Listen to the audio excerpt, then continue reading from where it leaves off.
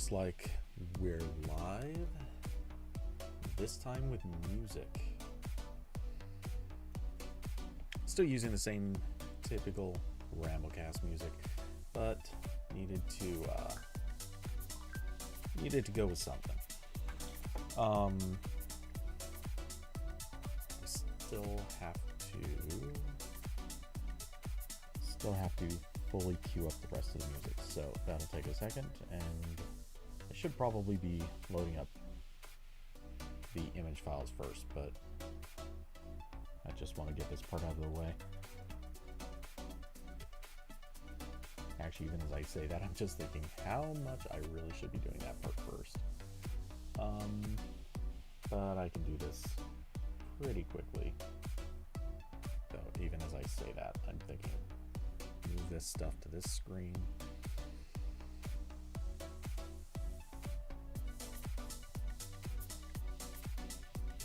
Okay, and it's also occurring to me I really have the wrong window layout.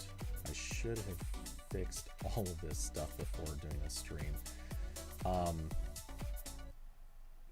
But I wanted to get a couple of things working. I've been putting them off for too long, but now a few more things are set up properly for doing these streams from the newer laptop. Definitely should have done that much sooner.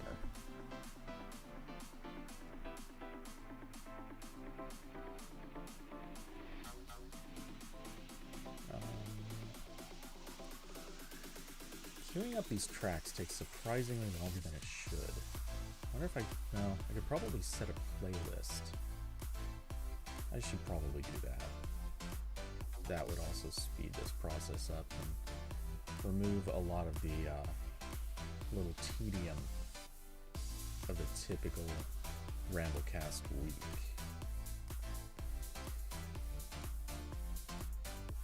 But hey, this is all stuff I get to do kind of as I wait for people to join, since I started this with no intro card, no prep, and really quick, I also need to hop in here and do the announcement post.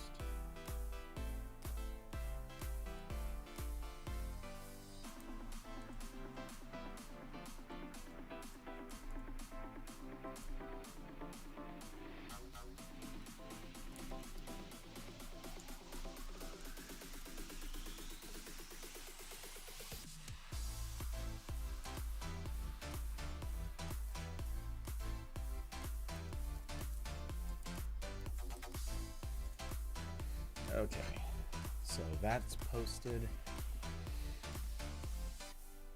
By the way, if anyone is joining late, or what am I saying?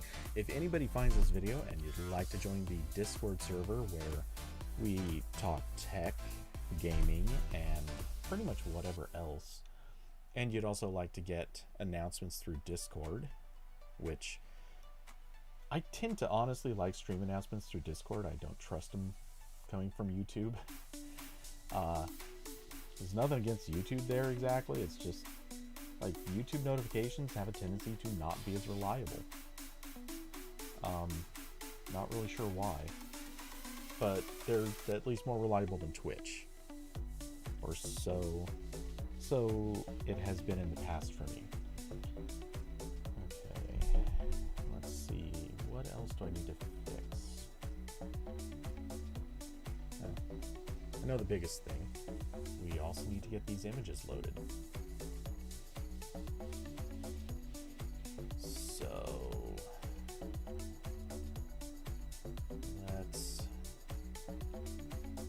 what happens if I drop this whole folder in here? No. Pop to the right. Import. That's what we want. Sweet. It does all of them. Excellent. Nope, not copy. We want to add. So I have not culled these at all. I absolutely should have, and it's my bad for not doing it. Lens and correction, metadata is correct.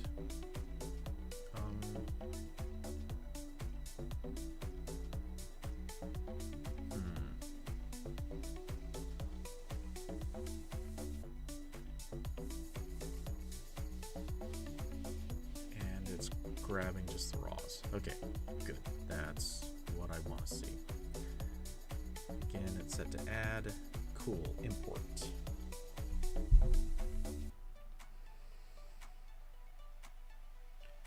It's building these smart previews. It's doing its thing as it should. I think I need to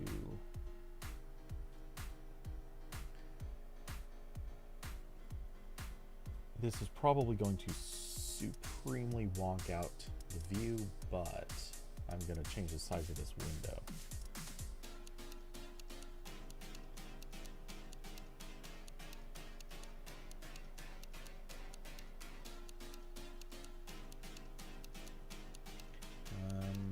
Let's do a little bit more adjustment. I'll shrink that down. That window can now go over there. And if we boost that to there, how's that look? A little closer.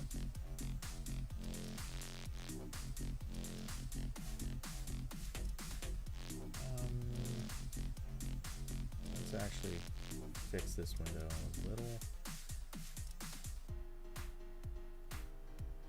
All right, thank you for the Smart Previews Lightroom. You're doing good work. And if I extend that out to there, that looks about right.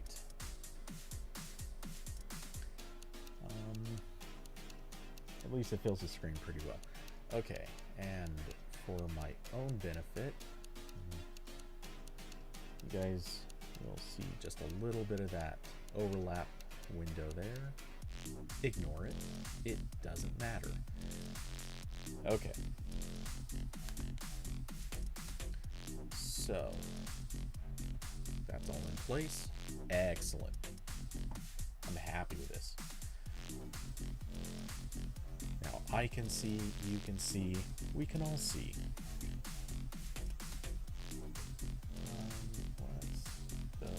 Okay, little tiny adjustment to the zoom level of that page.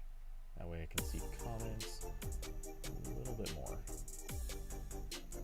I want to see live viewers plus comments. Perfect. One of these days, I know I will never do something like this because it's way too ambitious, but one of these days I would love to go like build a Chrome extension to fix the YouTube dashboard. I want to have, I want to give like, I want the dashboard to show, for anyone who's never seen it, actually, I'm about to ruin all this stuff that I just did.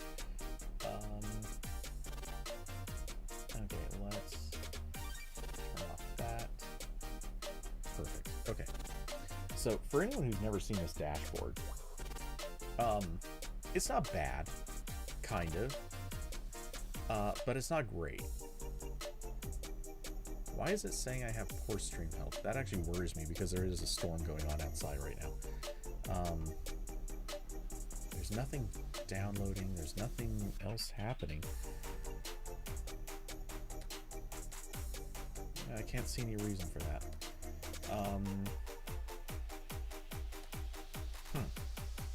Also, wow. My view of the stream is super lagged. Okay.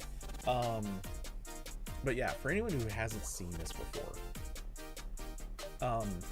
it shows your title, your category, which honestly, their category selection sucks.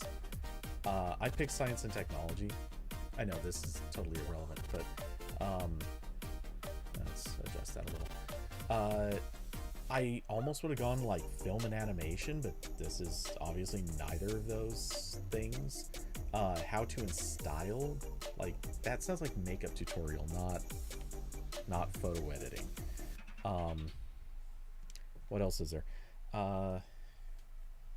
You know, we're obviously not going people and blogs. That's not like, it's none of this list. So I don't get it. Where is there just like an art and photography, or I don't know, just arts? How about music and art and music? I don't know, something like that. This, just the music category seems unnecessary. But whatever. Anyway, so I'm science and technology. We're working on photos of a tech gadget, so at least it's in the ballpark ish. But yeah. Anyway, so not important. Public stream, concurrent viewers at the moment. I just started, so no one's on yet. And then there's this stuff. But this analytics page, this is what I usually leave open. I think it's on by default, I'm not sure. Anyway, this page, it shows the graph of how many people are viewing at a particular moment in time. And what drives me insane is it is huge on this page, on this screen. It does not need to be this big. So yeah, I don't get that. It just seems illogical to me. And then there's this the comment box over here, which when I do this, like the first thing I do is I just zoom this in so I can see concurrent viewers, the live chat, and then I'll kind of, as live chat at least fills in the first few lines up here, I'll scroll this down so I can just see this part of the screen, the concurrent viewers, the chat room, and just this part of this graph. If I could, I would just redesign this whole screen so the chat box dominates it. And then somewhere near the bottom, I just want concurrent viewers and a graph right next to it. The graph should be like a quarter of this size. Concurrent viewers, likes, and maybe another stat or two. Make those their own side or corner, whatever. And give the rest of it to the chat room. And make the chat like sizable, so you can set it up from across this room, see it in huge bold letters. That's what you need to be able to have. They're doing it bad.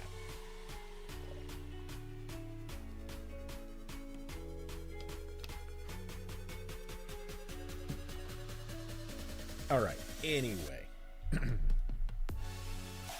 so enough of that. Let's move you back over there. We're gonna do the zoom into place. Because I have to position the way I do, it's a little bit wonky, but it's all right.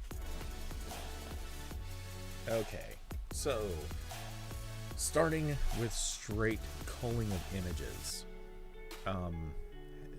Did it say there were? Okay, it says 356 here. I'm gonna do really rapid. Let's switch to the flag view. Unflagged and unflagged. All right. So this is a straight, is there anything wrong with the image culling to begin with?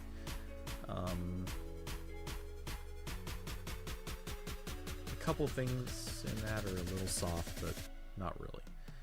Not bad. Let's get our zoom level kind of right. Not sure I like. Let's kill that one. Actually, wait a second.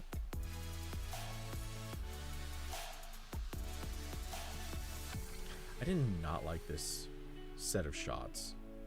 I'll start by saying that right now. I might actually just skip this group. Ooh, hey, that one goes.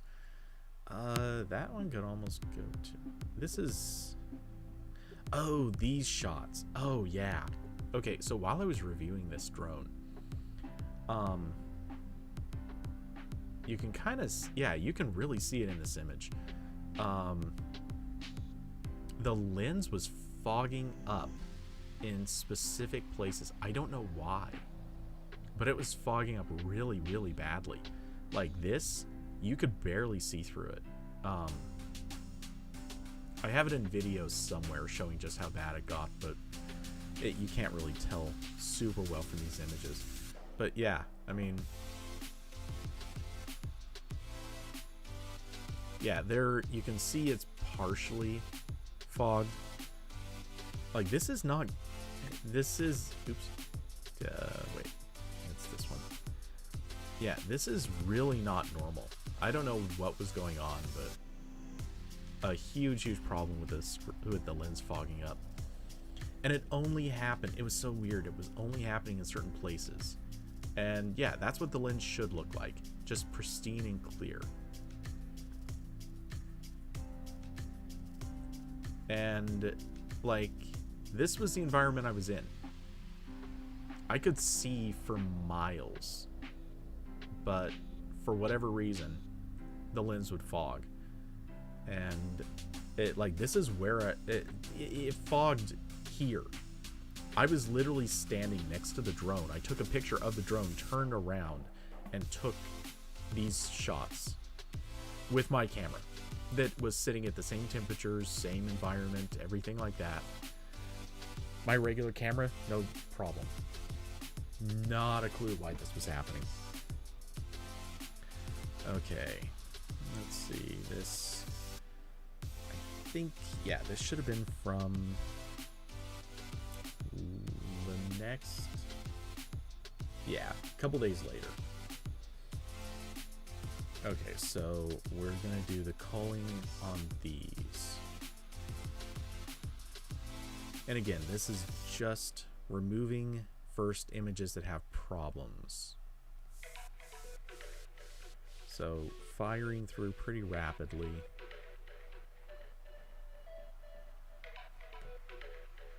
Kind of deciding if I want to leave in images that have stuff like this. Like that, this kind of is a nicer looking shot than that one. But I'm not, but I kind of feel like I want to have, I feel like I want to have this part in focus right there, and it's not, like that's at the very edge of what's in focus. That one actually looks bad. That's a little better. Yeah, I think I want to kill these, and I'll,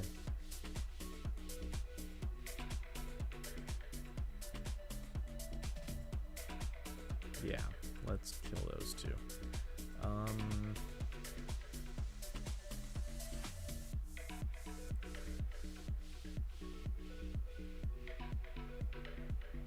Okay, this shot here, what I want to highlight is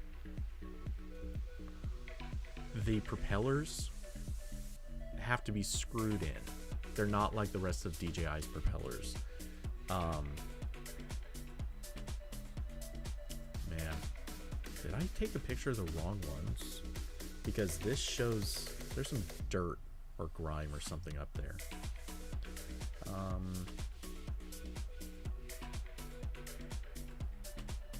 Yeah, that kind of hides it a little bit.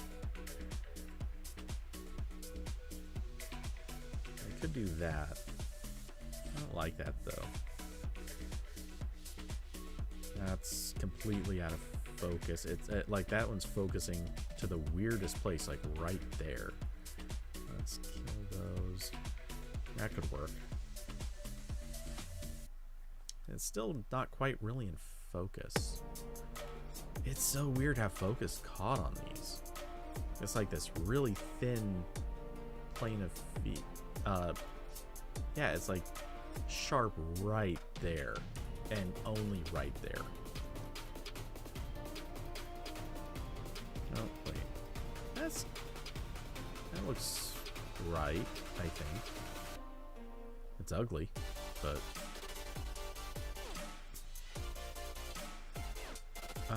this is about the fact that the SD slot is back there. Okay, I was gonna make these, or I was going to cull just wrong photos first, but I think I actually want to get, I like that more. Okay, let's kill that, between that one and this one, angle-wise.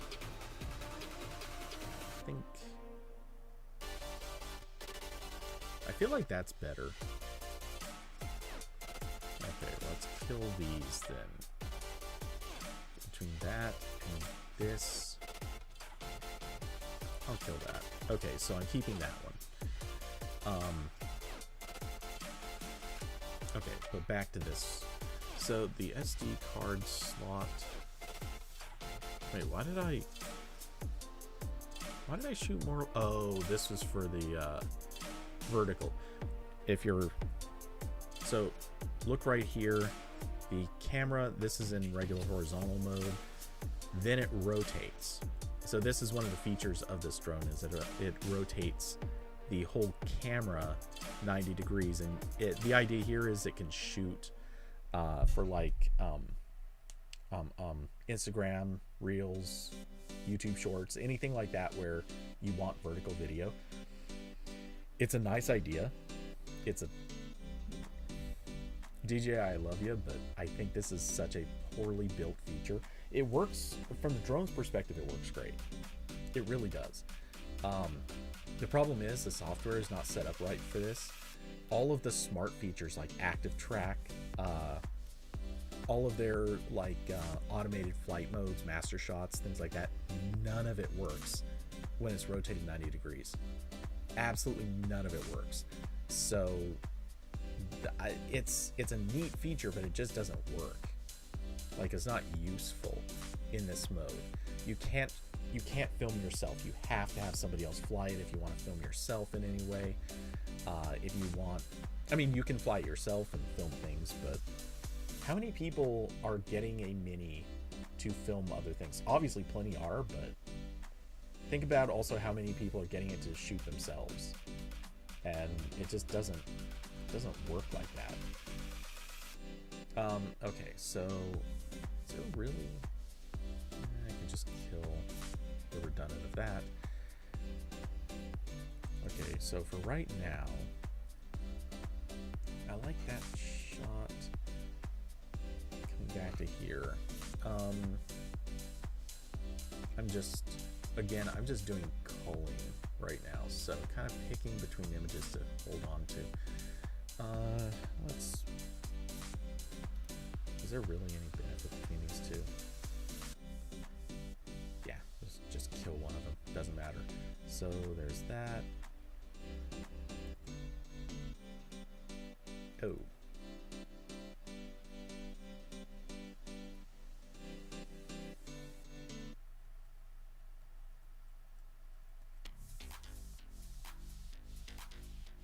Damn it.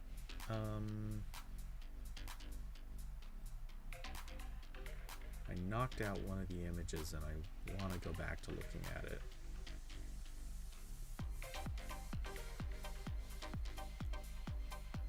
Screw it. It doesn't matter. I can fix the alignment later. That's weird. I would not have moved the camera between those shots. But it will. Whatever. Hello, whoever is viewing. Welcome to the stream. Okay. Just no difference between those two.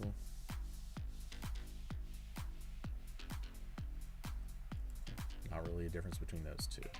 Actually, wait. Almost always killing the first image is better.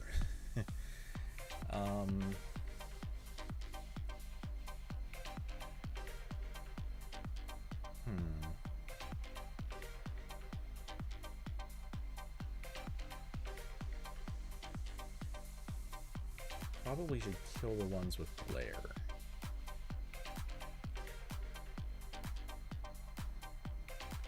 This controller is so great. I mean, it is ridiculous how nice this controller is compared to using a phone. Like, a phone works, but it's just not the same. I kind of want to keep this one just because it has the center reticle thing right there. Almost no difference between those two.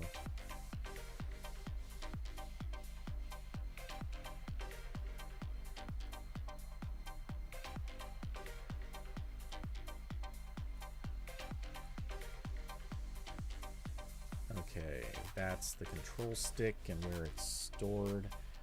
I'm not sure which one of these I like more.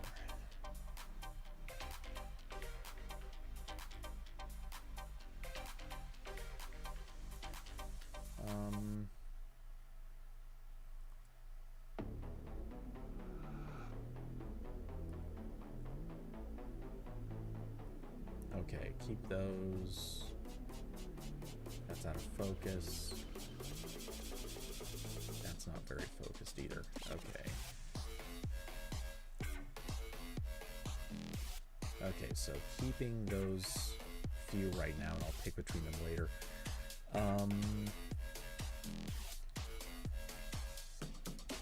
By the way, for anyone who's never seen DJI's current control sticks, these are metal, and these are seriously jagged. I mean, it is good for getting a grip, like when you press your thumb against them, but man, they're not the most comfortable sticks. They're kind of better than the rubber tipped control sticks that they used before, but they're just decidedly less comfortable.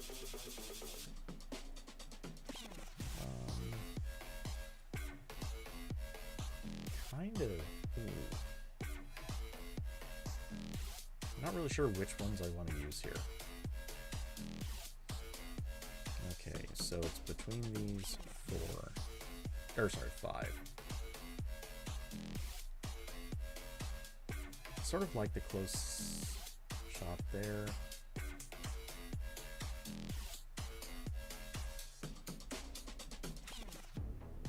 Yeah, okay, so down to just that one.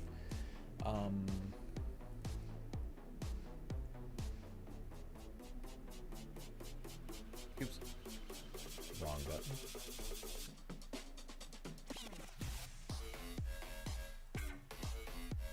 Okay, so between these four.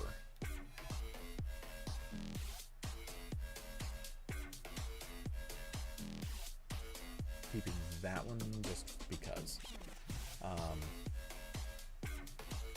Looks like I lost you. It happens. Okay, so really quick, bringing back up, just checking chat room.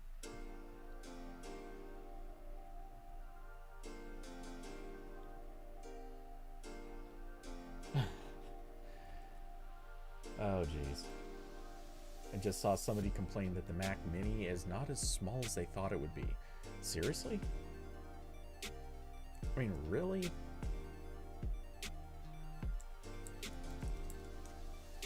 Like, I gotta be honest, when I think Mac Mini, oops. Let's see. Yeah, I mean, is it tiny? No, but I mean, that is still really not a big device.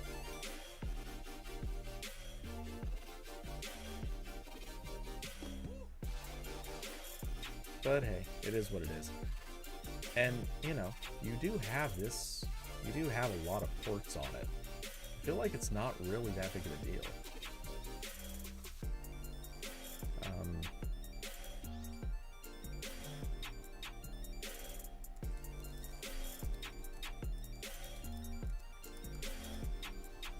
Oh, wait. Is this from...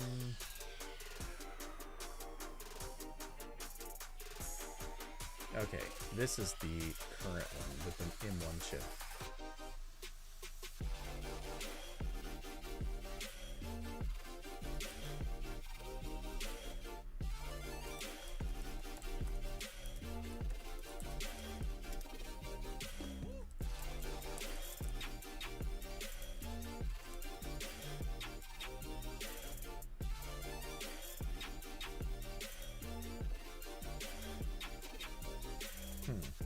Okay. So, let's see. All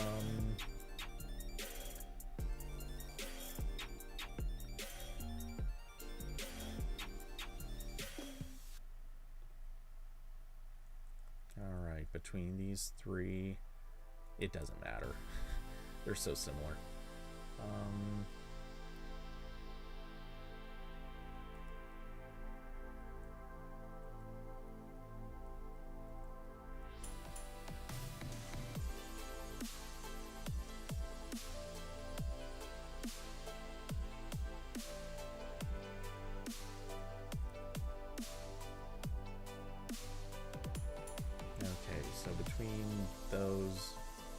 it doesn't matter even a little bit.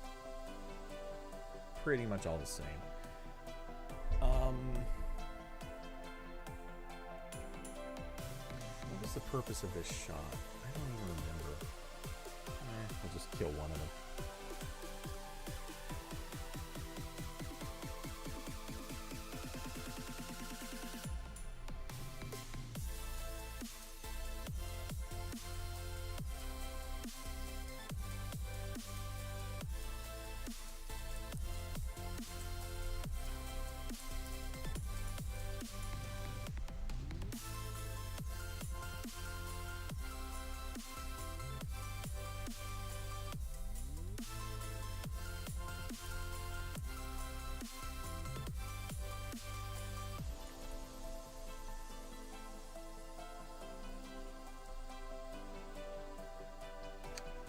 Okay, sorry.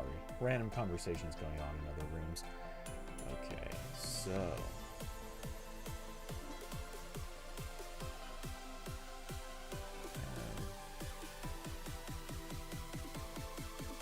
I think the purpose of this was to highlight where sensors are. This is the... Okay, DJI, oh my god. DJI, you've got to get rid of these things. The gimbal covers are so annoying. This one in particular was just awful. Truly, the gimbal cover for the Mini 3 is just devastatingly bad. Okay, I want, for any shots, I care that this and this are in focus. So let's just select all of those.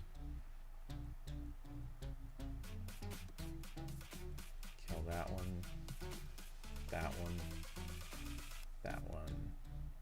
Okay, so between these, kind of like the placement of that one. That one's a little more center frame, maybe a little more useful.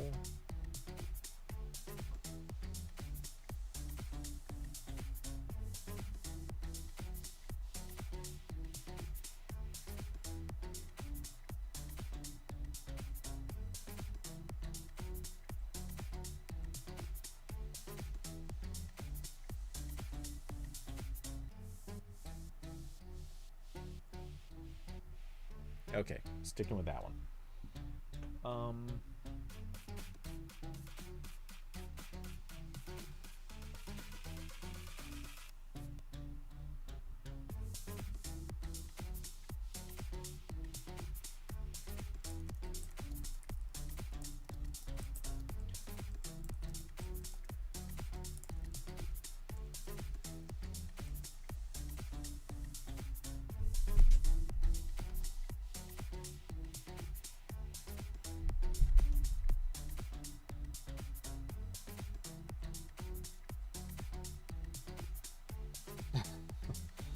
Oh geez, I should not be reading these.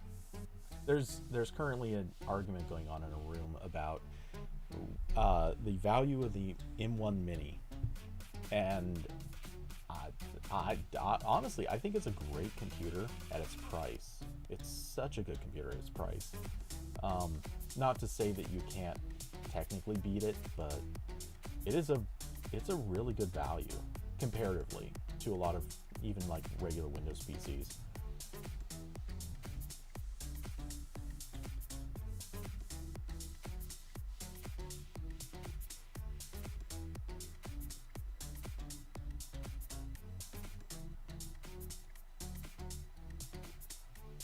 Okay, focusing back on culling.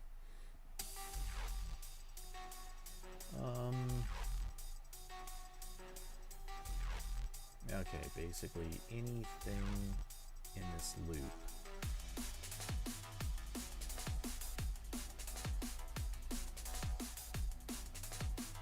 Oh wait, knocking out anything with a serial or registration number on the side. There we go.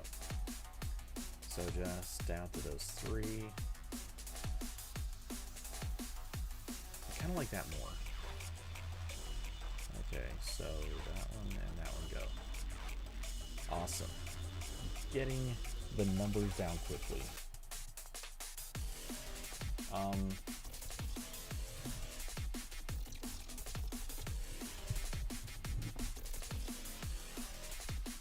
okay, let's see.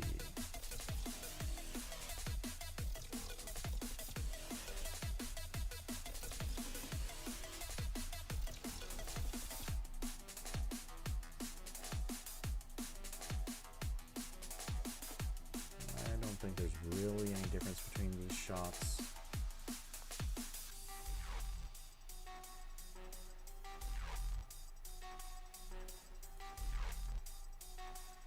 Okay, just getting it down to one. And, oh, these are gonna be rough, but I just did a bunch of quick shots with the drone in the air. Because I didn't know if I would have, I wasn't really sure if these were gonna focus right. So, the strategy was a pretty straightforward, let's just shoot it in the air and hope that it focuses. And ironically, I think literally first shot is nailing it.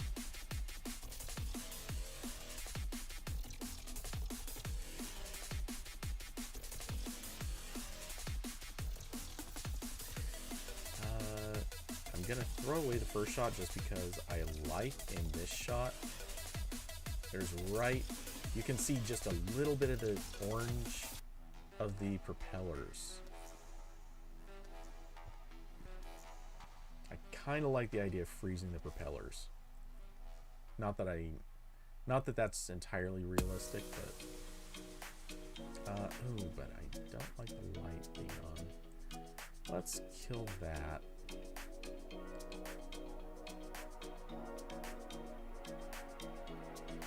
Okay, so is this one to stick with? I think it might be.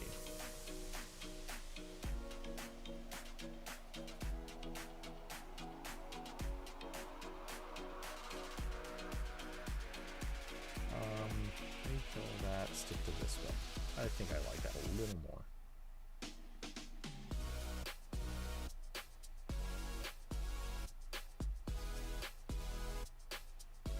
Yeah, okay.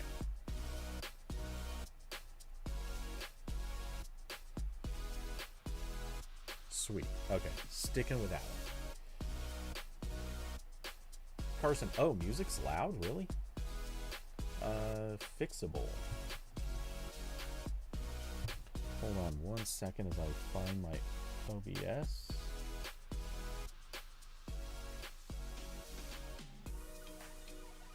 Okay.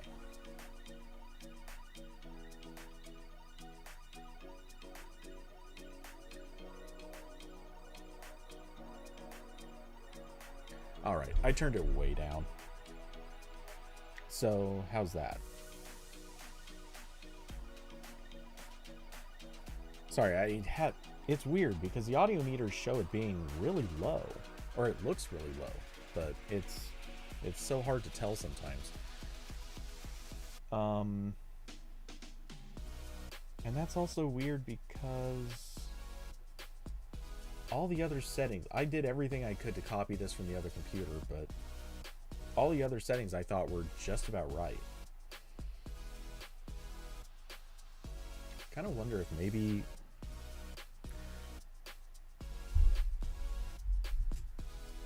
hold on, let me see, where's the gain at on this? I'm wondering if I'm also a little bit low volume. I shouldn't be. From what I can see on the audio meter, like I'm hitting right into the yellow, just barely into the yellow on the audio meter, which is pretty accurate for where, or pretty on point for where you want to be. You never want to hit the reds, you don't want to live in the greens, but if you're like just tipping into the yellow, that's kind of perfect. And okay, I guess I'm a little bit on the low side, but not by much. Meanwhile, the music is way, way below that point. Huh. Is it still too loud? Or the music specifically, is it too loud? Because if so, I can turn that down more.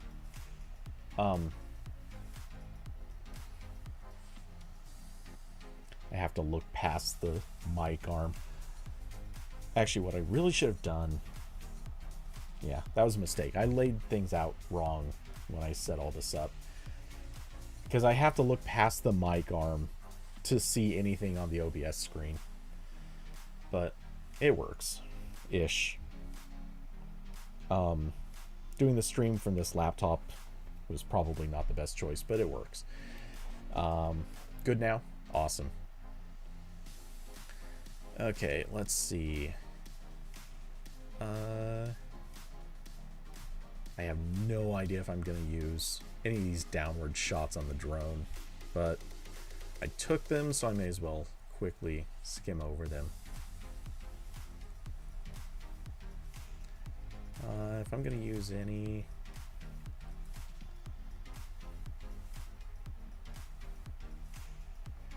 kind of like the idea of one where the propellers don't overlap. So probably that one.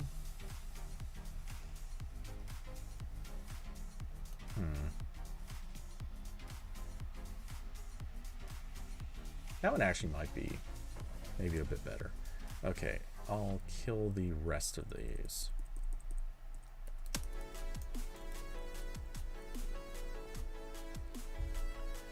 So Carson, how's it going, man? What has your weekend been like? Find... Alright. If we're gonna keep any of these... Maybe... Probably the one with the propeller actually sort of still showing. Though okay, the one thing I don't like about this... It's this light. It's a thing, they're gonna blink, it's fine, it's normal, but I kind of don't like it being visible in the shot. It doesn't need to be. So I'm thinking maybe I'll keep... Well, let's kill the ones with lights. That's probably the best. Okay, so kill the other two. You had 2 flights in a row cancel on the way back to New York? Holy crap. What? Was it weather? Or was there... I don't know. Was there some reason for that? Or was it just like bad luck? Coincidence kind of stuff? The weather is understandable. Anything else, and it's kind of like... That's problematic. That's the airline being... whatever. Let's see. Wait. Did I skip one of these? Okay, well, we'll kill that one.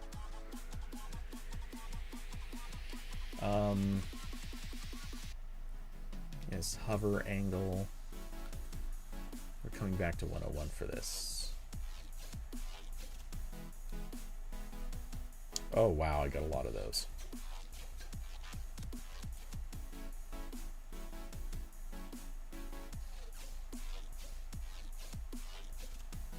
Okay.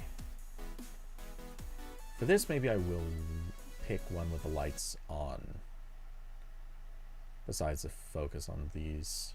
Looks like it sucks. That's weird. The ones in focus... Alright, there's one with the lights off. First flight was with Spirit and was understandably canceled because of the bad weather. However, they kept on delaying it and only finally canceled it until it was 2 in the morning. Oh, come on. Also, that doesn't surprise me at all. Spirit Airlines is just... It's rough. They are...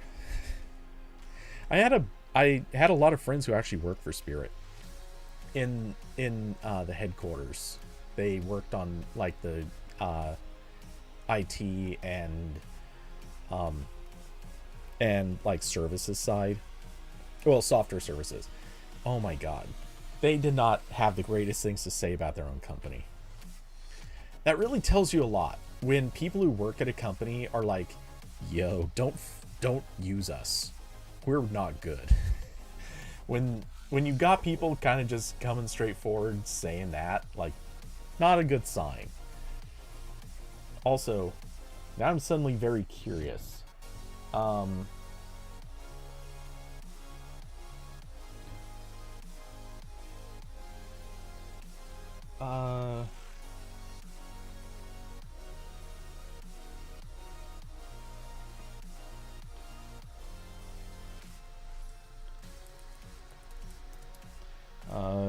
Okay. I shouldn't be doing this, but I've got Discord open right now to a random conversation because somebody is messing with a Mac Mini, has a lot of interesting comments and thoughts about it, but I'm offering a little bit of advice at the same time. But someone is complaining that they can't install iMovie on a Mac Mini they just bought, and it's an older Mac Mini, so it is what it is.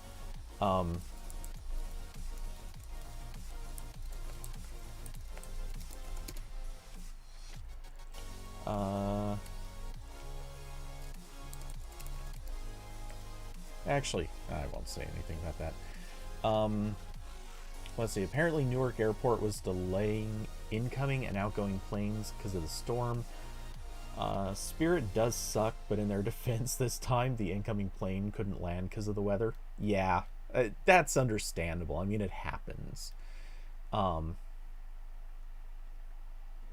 They should have announced the cancellation earlier. Yes. Well, they don't want to do that because if they can still squeeze out a flight, they're going to. They're not going to cancel it until they know that they have to. Because if people are going to give up, then for them that's great because then they have seats that they can sell. And a lot of times Spirit is known for overbooking their flights. So if somebody walks away from a seat, then for whatever reason, maybe they find a different flight or something like that, or they're going to take a bus, or they give up for whatever reason, then that's a seat that Spirit sold and they can now fill. Like, it works great for them. In the case of in the case that they push the flight as late as they can before canceling, if they do end up canceling, the problem with that obviously is they then have to give vouchers and somehow try, at least at some minimal level, to accommodate all of those passengers, and that costs a lot of money, obviously. So yeah, it's one of those things. Some airlines are a lot more respectful of passengers. Spirit won't be. Like, ever. The next Spirit flight was only until 3 days later, so booked with United for the next day and had to sleep at the airport because literally every nearby hotel was fully booked. Yeah. I haven't had that exact scenario, but not far from it. I've had a flight get really, really late delays and ended up having to go to, it was a nearby hotel. It was like the last room available kind of situation, which was kind of terrible because I could only go there for something like 8 hours.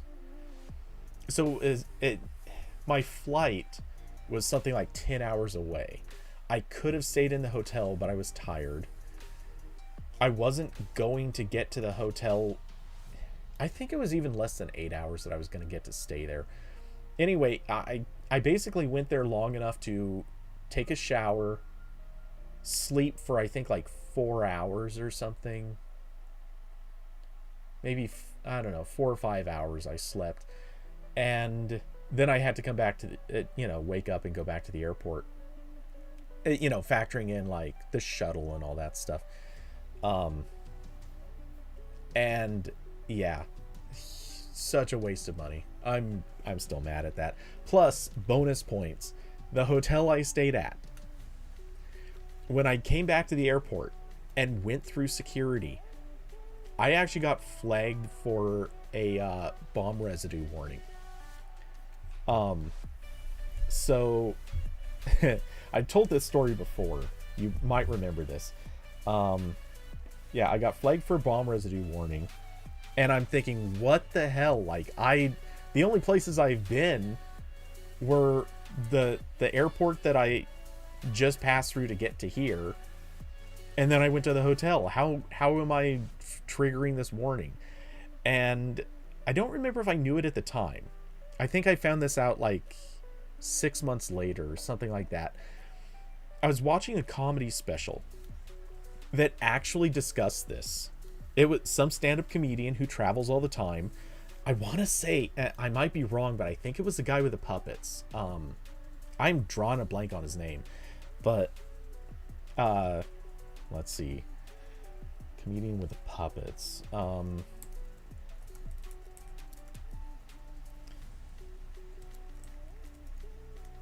Let's see. Jeff Dunham. I could be wrong, but I think it was Jeff Dunham. He did a bit talking about how this has happened to him.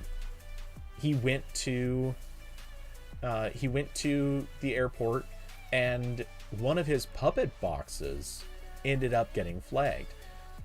And he basically, like, he said, you know, I don't know why, and it's kind of scary when you've got your these weird looking puppets in a box, which I believe the puppet that actually got flagged was I think it was Ahmed, the like Ahmed, the not good terrorist or whatever, the terrible terrorist, whatever it was called.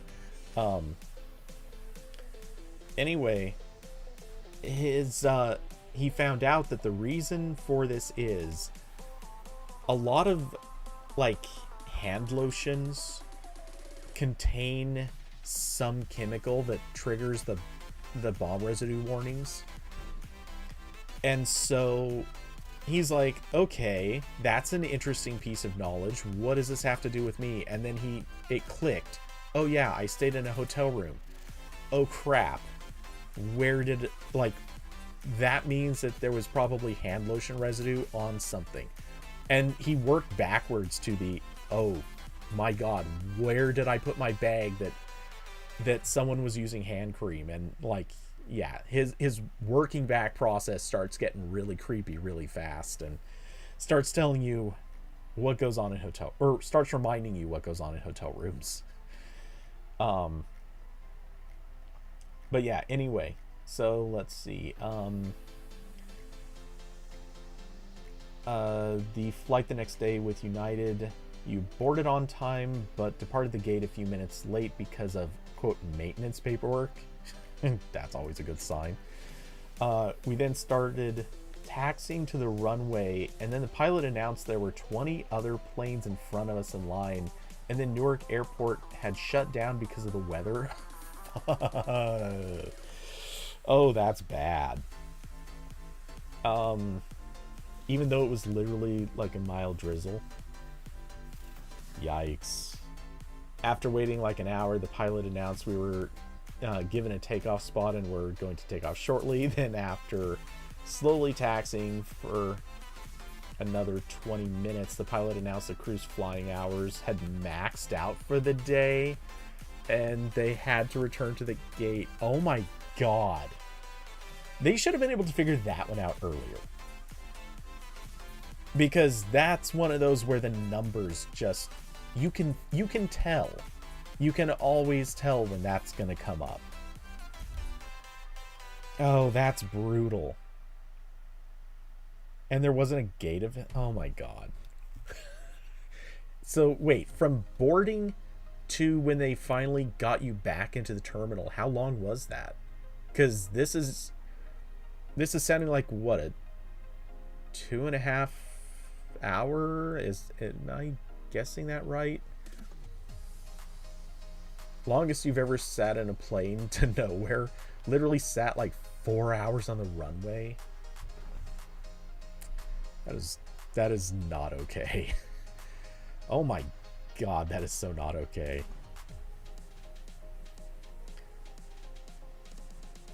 I'd be so pissed. Did they do anything? Like, that's one of those where if they don't like comp you a extra flight or something for that. That's a problem. Okay, I want to kill the first 4 of those because I kind of like that one the most out of that little group. Maybe, oh man, that one's so much better though. I hate the lights being on in this. Okay, we're just using that one. And I'm going to kill the rest of these. Okay, so that's the keeper from that group. Because of that registration number, I'm going to kill all of these. It's not that it matters, but I don't feel like it should be visible in review photos. Man, really, do I want to? I kind of like that shot. Maybe that's just got a hero shot quality to it. Maybe I'll leave that one. And then I'll just Photoshop that so it's not very visible. I can hide that easily enough. Is this... That could maybe be good too. The in-terminal customer service line was insanely long, so people suggested we go to the check-in area customer service outside of security. That's sometimes a good idea, but I'm always really sketch about leaving security anytime your plane hasn't taken off. Or rather, it has been canceled or delayed or anything like that. It's, I don't know why. I don't have a good way to say it, but man, there are just enough stories of things going seriously south as a result of leaving security.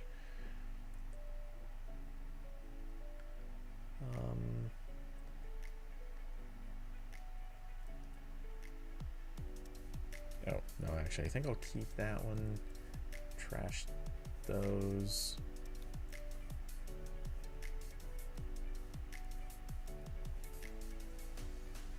Oh, wow. I don't remember taking that. That might have to just be a keeper right there.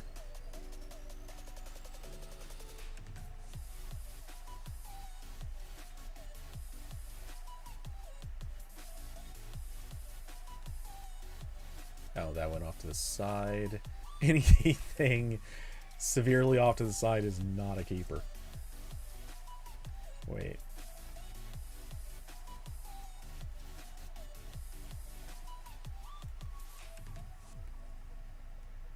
I want to bring back a few of these.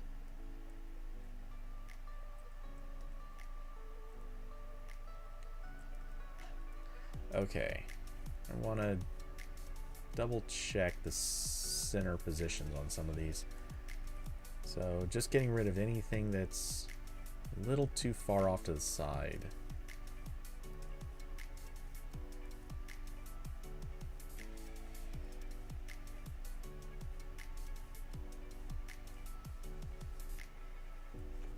Okay. Let's see. However, after waiting in the line for 2 hours to ask for a hotel voucher, they said they don't offer vouchers because their system said the flight was canceled due to weather. What? I guess the act of God excuse factors in, but you should be offering vouchers just on virtue of like customer service.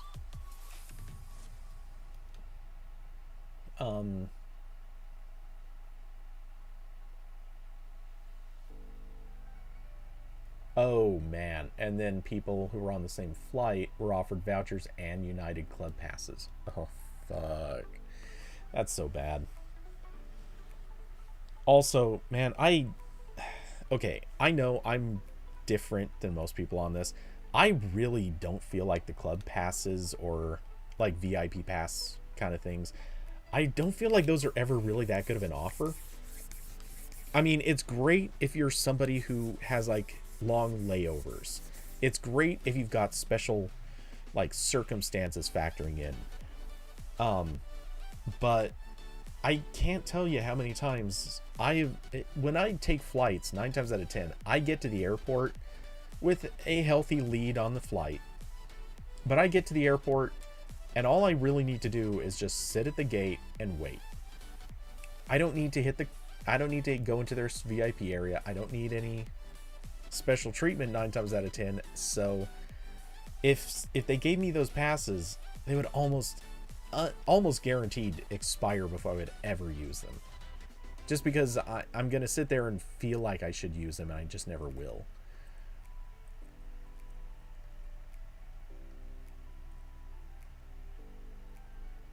I think I like that one the most. Okay, let's kill those. Kill that one. Okay, so those are the keepers for the in-flight.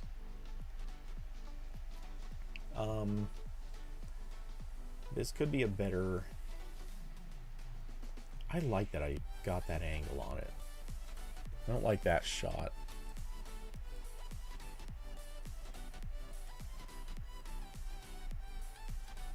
Okay, so figure out how many of these there are. Probably did a few too many of these. Okay, it starts there, runs to there. The difference was they spoke to the in-terminal customer service. Yeah, that sounds about right. Yeah, like I said, there's something about going outside. Those customer service people are like the kings and queens of saying no to everything.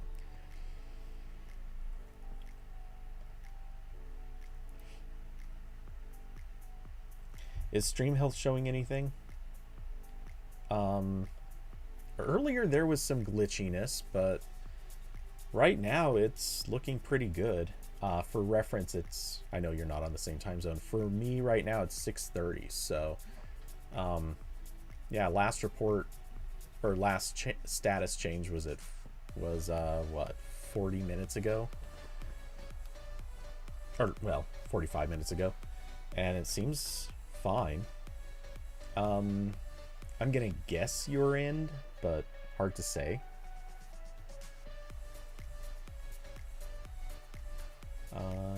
Zoom that back in.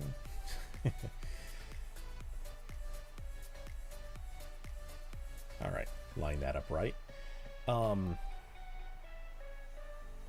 Okay, so feel like maybe I'll kill that one. I really like that framing. I'll kill those.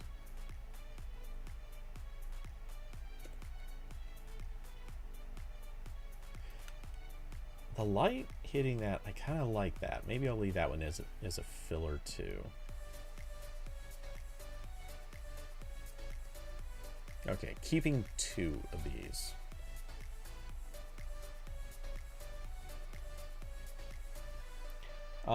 It's buffered a few times, not sure if you're in. Okay, I read that earlier, I'm not sure if I read it out loud.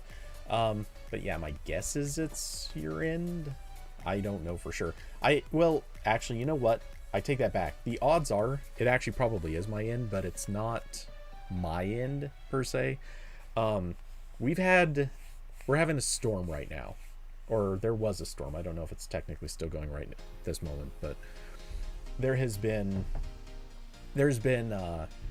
at least some pretty heavy rains. I don't know if there's been much wind, but heavy rain. And yeah, it is what it is. Oh my god. Okay, worst thing about taking photos, sometimes you don't notice something until you're already just sitting back here, and I notice it literally within a second of looking at this. I don't have to, but I've totally forgot to take the sticker off this little thing right here. It's such a minor detail, no one cares, and I can fix that in Photoshop. It's just one of those things, like, I hate that I forgot that it was there. And I even remember taking a sticker off of something else. I wonder if maybe it was that. I don't think it was. Which, by the way, size comparison, that is the Pixel 6 Pro sitting on top of the Mavic Mini 3 Pro. That's just how tiny the drone is. It barely sticks out from the sides. So, yeah, picking photos from this group is going to be a mess. Okay. Hey, David, how's it going, man? We've just been catching up with Carson and his his wonderful experience with Spirit Airlines. But how's your weekend going? What kind of antics are you up to? Okay, so I'm thinking out of this bunch, there's so little difference between any of these.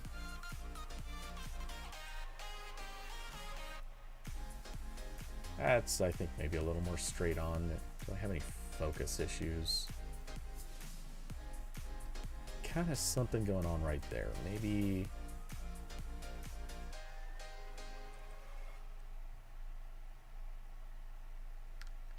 You know what? I think I like that one the most, so I'll just kill the others.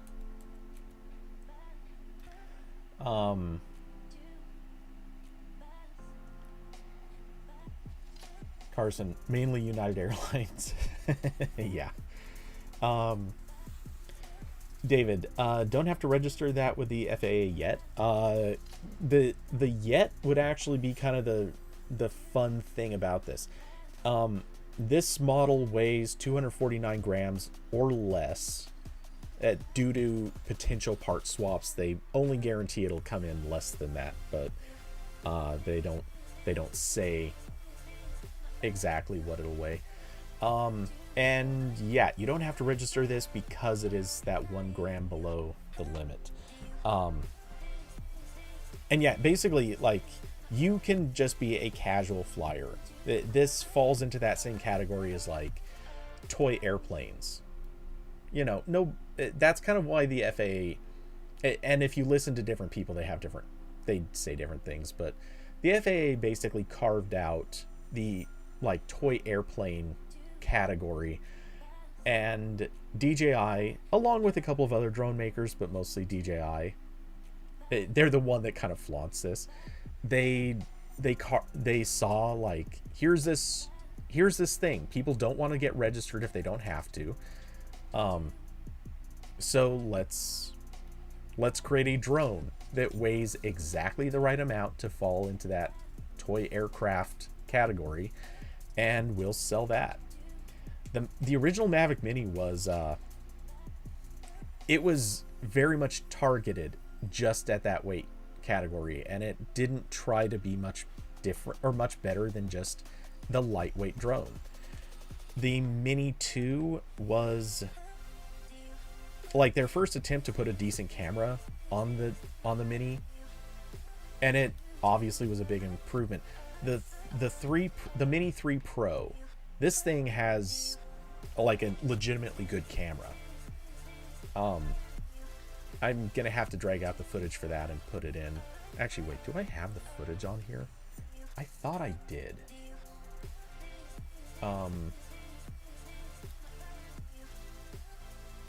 Yeah. Okay. So, yeah, this is just some footage I took with this drone. I mean, I don't know that you can really see it, but it is sharp. There's no artifacting or obvious over sharpening on this thing. It's just really, it looks really nice. And ignore the fact that the colors are kind of flat right now.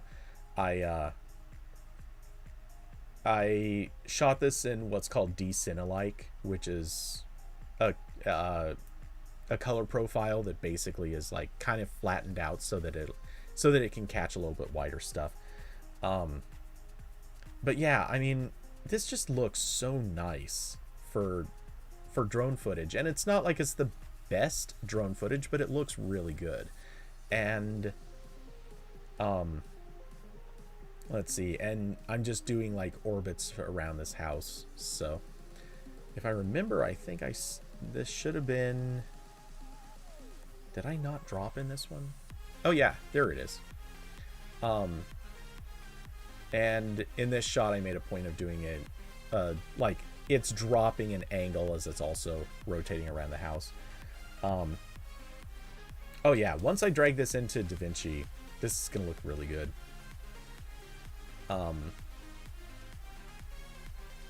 Let's see.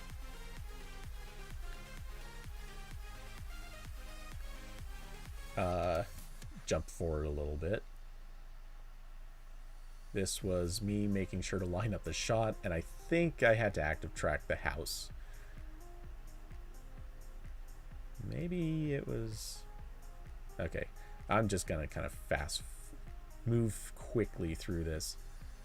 And this was what, the return flight? Kind of. Yeah.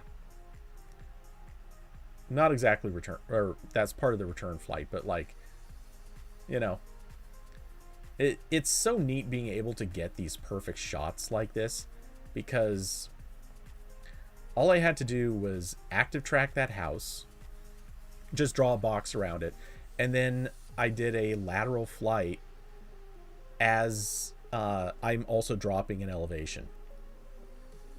Now imagine putting this in a real estate video. Like, this just looks so neat for a real estate video. Then cancel out of it and return home, which I believe... Oh, no, I stopped the shot right there, and what did I do? Did I return back next? Oh, no, I just stopped the shot for some reason. Why did I stop that shot? Or did it hit... Oh, it hit max file size. That's what it was. So yeah, then I shot from a different angle, which, you know, again, like, imagine putting this in a real estate video. It's such a good way to use these things. Who doesn't want to see this kind of a shot when you're looking at real estate? Also, do I show the clouds from the other angle? Just for reference, like, the weather this day was so sketch. Right now you're seeing where the blue sky is kind of poking down, but you notice up there, there's one dark cloud. If the view comes at another angle, it won't on our ascent, but okay. How about...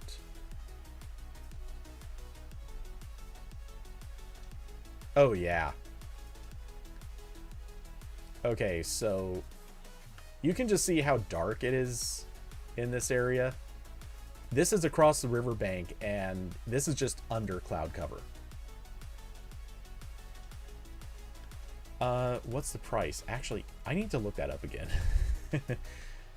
Also, oh, hey, Carson, you were on while I was talking about this. For some reason, the unit that I had... Oh, and also, here's the clouds up here. That's the kind of weather that this place was having. And you can see just that dark, ominous cloud crawling across over there. The weather was really sketch, but if you notice it looks hazy and weird, it's because for some reason the lens was fogging up on this drone. Okay, and this is about to get landed. This was a time lapse that I shot, which looks so fake, but it's also kind of, I don't know, I like this. That looked neat. And then I just did a stationary time lapse, and when that finished, no joke, I had like 20-25 minutes to pack this thing back up and get it to get it to UPS, UPS, so I could ship it back to DJI. It was the last day I was allowed to keep it. I did need to look up how much this was anyway. The Mini 3 Pro, buy now.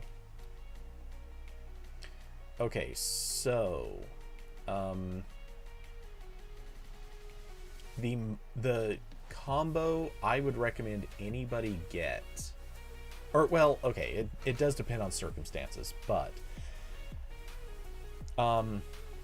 if you want to get the good controller, you go with this one, the one that costs $909. If you want to get the controller where you have to plug a phone in, that one's $759. I honestly, it's more, I know it is, but man, this controller is so much better. It's just, it sucks plugging in a phone. I hate plugging in phones. We're just not going to answer that. Yeah, but DJI did a really good thing with this drone. What I want to look up, and I need to do like an on paper comparison of these, but I believe that this on paper beats the Air 2 in terms of camera quality. So for the Air 2, Fly More combo. Oh wow, wait. Oh, the Air 2 isn't even selling anymore. Huh, that might explain it. Why the hell was the regular Air 2 $799, but the Fly More combo is $10 cheaper? Oh, I guess just because it was technically on sale. But okay, let's say 800 for the regular. This is a little bit cheaper with the same controller, but I would tell anyone to get the better controller. And then of course you would also want to get the Fly More combo, most likely. The Fly More combo is, I mean, it's a DJI thing. You should pretty much always get it. There are viable exceptions, but life is just pretty much always going to be better with the Fly More combo, if for no other reason than just to get the bag. The custom bag for these things is almost always worth it. But yeah, the one weird thing, I will fully acknowledge this. $900 for something with Mini in the name. Like, iPhones are practically the only other thing in the market that can do that. And actually, is the iPhone Mini even $900? Now I have to look that up.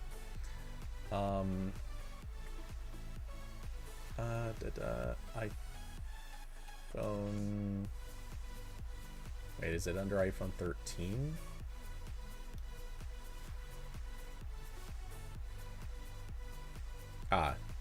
Yeah, even their Mini is cheaper.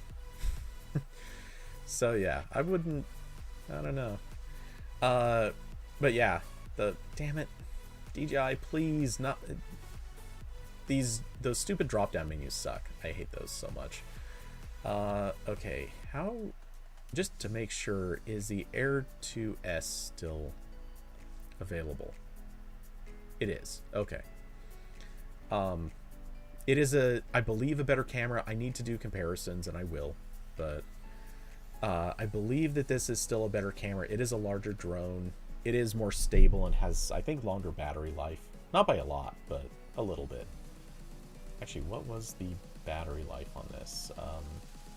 Tech specs. Specs. Flight time. Oh, it's not. Because the Mini 3 should be, I think, 35 minutes or 34 minutes. Okay, let's hit specs.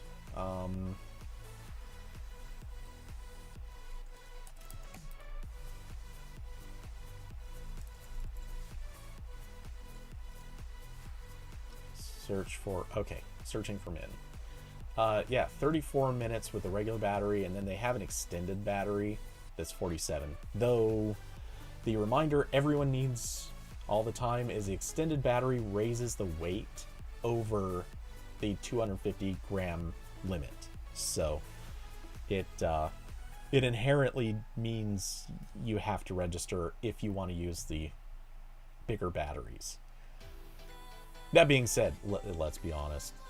So many people will fly without caring. They'll get the bigger batteries and just say, oh no, it's under 250. It even says so on the body of the drone. Because somewhere it actually does say that. And I can look back over the pictures to find where it says that, I think.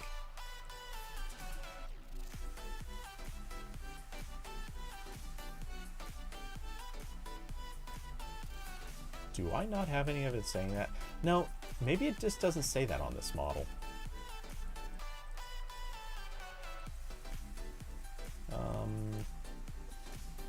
It's possible it actually doesn't say it on there, or maybe it says it on the batteries.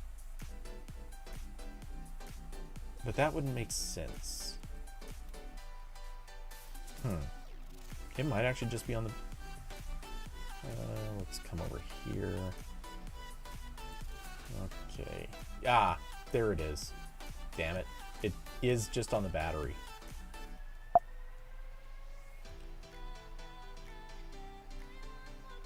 So yeah, it's upside down, but you guys get it. But yeah, still, that's, yeah, they didn't send me the extended flight batteries, but so I guess I didn't get to check that. But still, like, it's such a lightweight drone.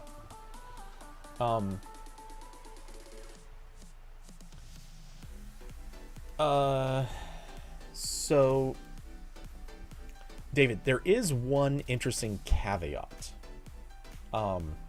So the no registration requirement kind of falls through the cracks on one detail.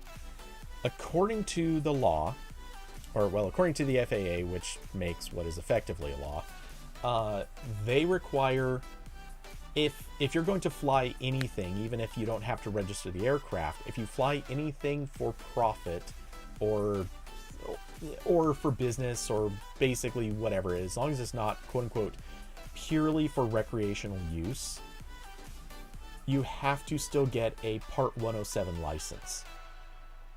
And this is a thing for the pilot. So that kind of negates the benefit of not having to register the drone. And they're the way that they describe the part, or the requirement for the Part 107 is basically if you're doing anything that in any way is, like I said, it's not purely recreational flight. If you can make money, if you're doing it even for non-profits, if you're just doing it even like for a review, you're supposed to have a Part 107 license, which is, I think, kind of dumb, but that's how they describe or set their rules. The FAA, the kings of ruining the fun. I should probably be careful because they're sort of notorious actually for watching YouTube videos and getting really angry at stuff.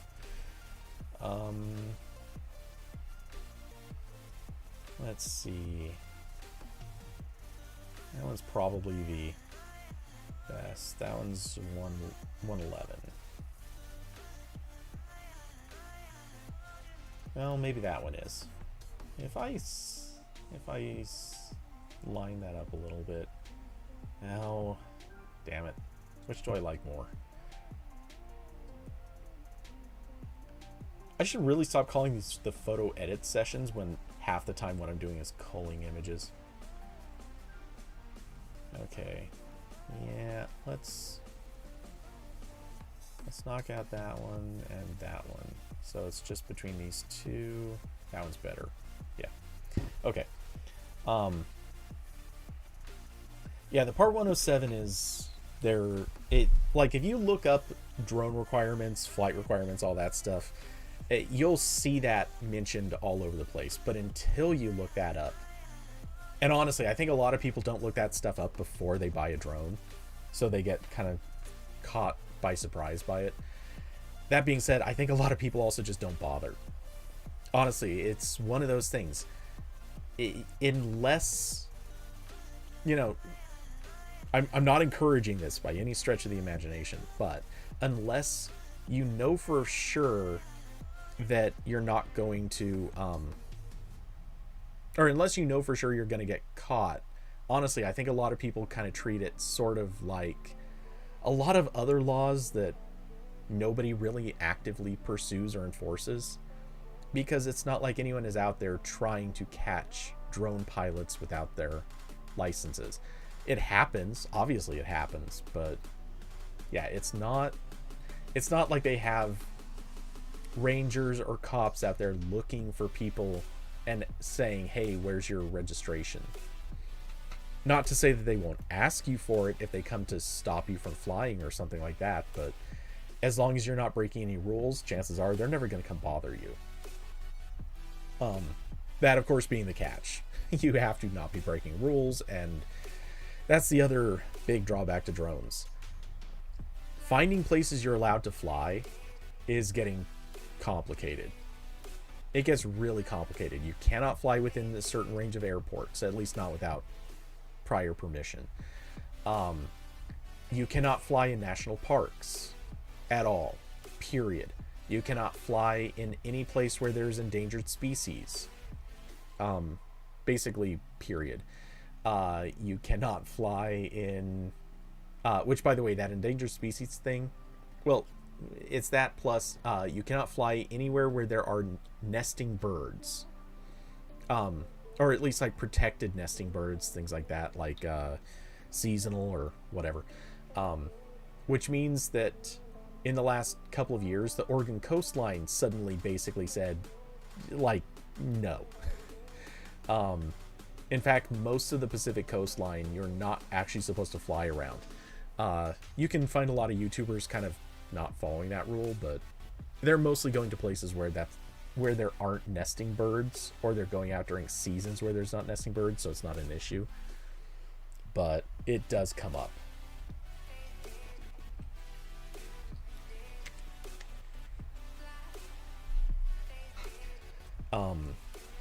Okay, let's see.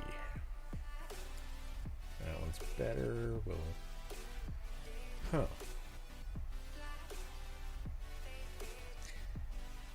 It's rough that the first shot, I think, is going to be the best one here.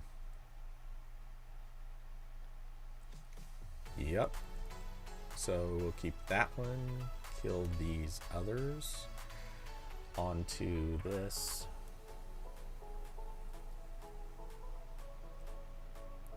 By the way, not that it's super important, but if you see this little rag that's over here, which I think I've got to double check. I think my mouse shows up in... Oh, does it not? I don't know. Maybe I can't.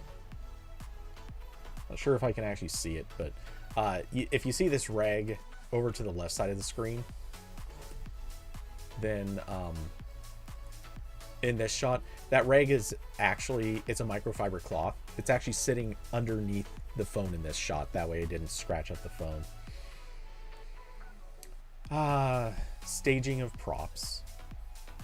That's why there's actually this shadow kind of at a weird angle right there. Okay, so those are keepers. That is the drone sitting on top of the phone, equally kind of obscuring the phone.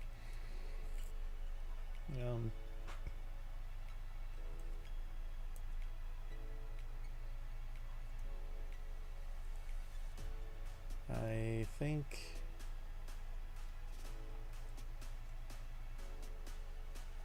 once I even it out, that'll look better. Okay, so keep that one. How are we doing? Just out of curiosity. This started at 356 photos. I'm down to 134. The culling process, I'm not fast. I need to be faster at this.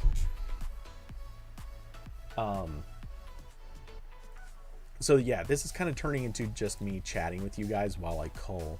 There's probably no image edits happening tonight. Ooh, I also just realized I should have put that laptop over there.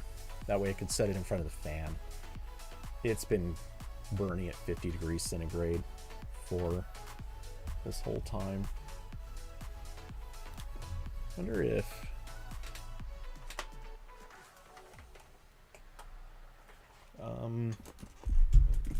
let's see. Will the cable reach? It totally will.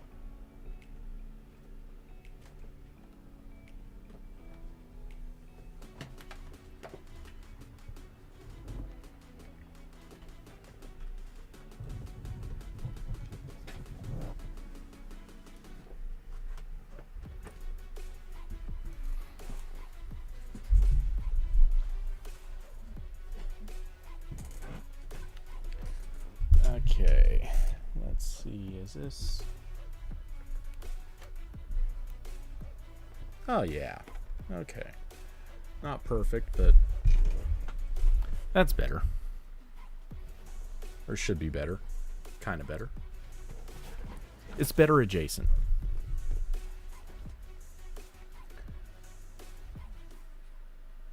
And... yeah, that's helping a little with temperature, not by a lot, but... okay, so let's see.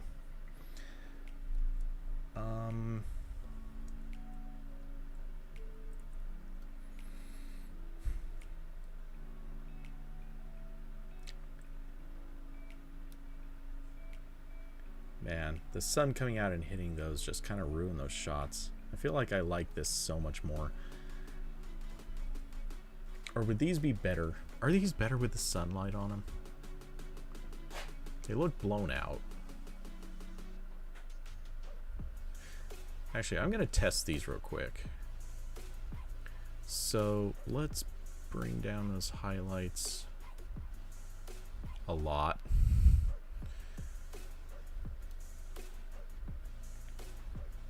And bring the shadows up a fair amount, and lo and behold, okay, maybe I need to bring down those highlights a little more, and the shadows can come down just a bit. That way we maintain at least some contrast. Blacks. Okay, that kind of works. Contrast up enough. Okay. Versus that. All right, now I think that works. Any chance this would look better if I tinker with it? Don't want to bring up the exposure too much on that. Recover a little more detail from the shadows. Maybe also just tap up the exposure a teeny bit. Contrast. Okay. Hey, look. We've got photo edits in here after all. Kind of. This versus that. Yep, still don't like that one. Cool.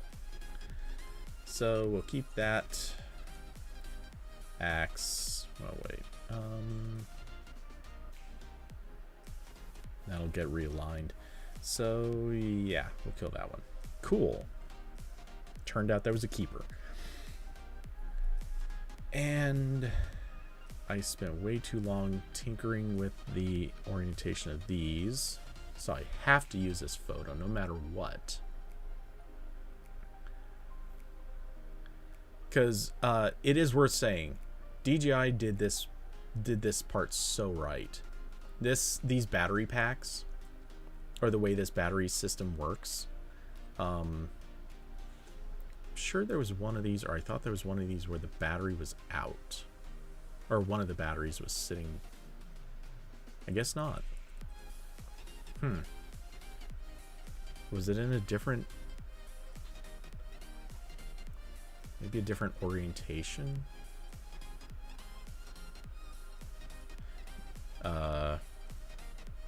Where the hell was it?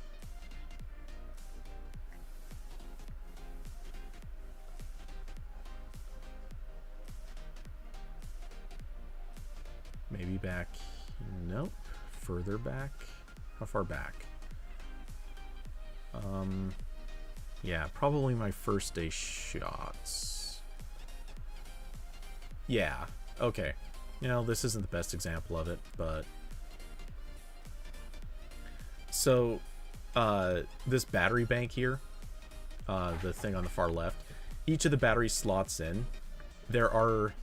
when you slot in a battery or press a button, it shows lit up on these LEDs at the bottom how full the battery is. And this is just a perfect like carrying box for your batteries. And plus you plug in a single cable and it just charges each battery in sync. DJI's old ways of doing batteries, they were okay, like they were fine, but I love this configuration. This is so nice. It's just so freaking convenient to pop the batteries in and out of this thing. They're a little wonky in terms of like how easy it is to get the clips loose, but yeah, this is just so good. They did it exactly right. Okay, let's see though. We want to... I think I want this at the angles, and I think these were the best shots. Actually, I almost like that one right away. That's 118. Well, 119 is better just because it's slightly more aligned. I'm gonna knock out all of these precursor shots. Oh, actually, I'm gonna keep one of them just because as a second shot I might use just like zoomed in on this part.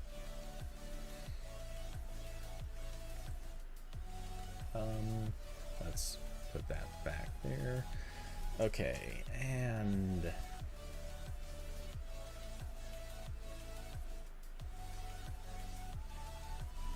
I don't like that. So we'll kill those.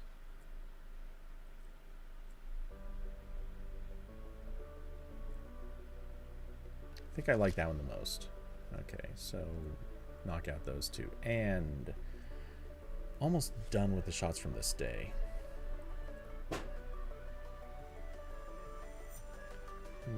Just to have the slightly extra option, I'll leave that one too. Okay, and I'm just going to keep the last one of that group. All right.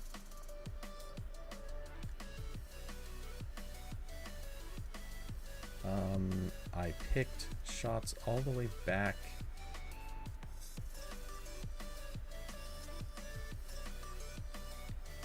to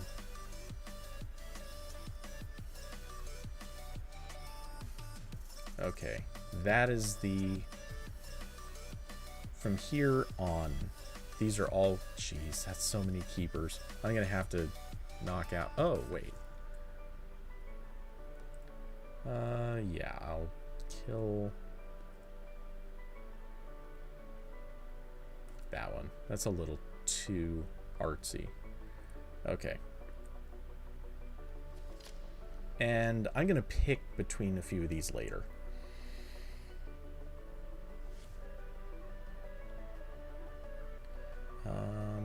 Okay.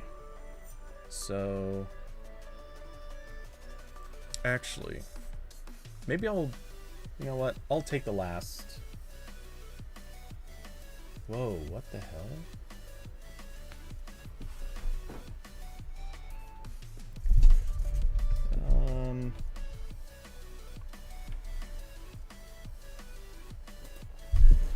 just adjusting this fan again.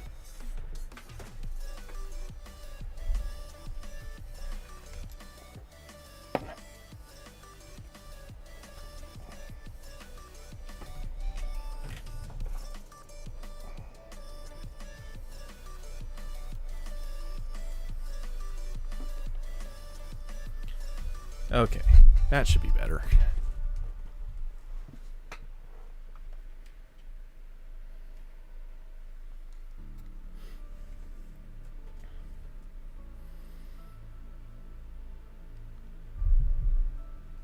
Okay, just making sure everything's all lined up. Yeah, that should help. Not that it's that bad, but I think I'm driving enough that it's actually pushing this laptop's, not pushing it too hard, but I don't want it running too warm.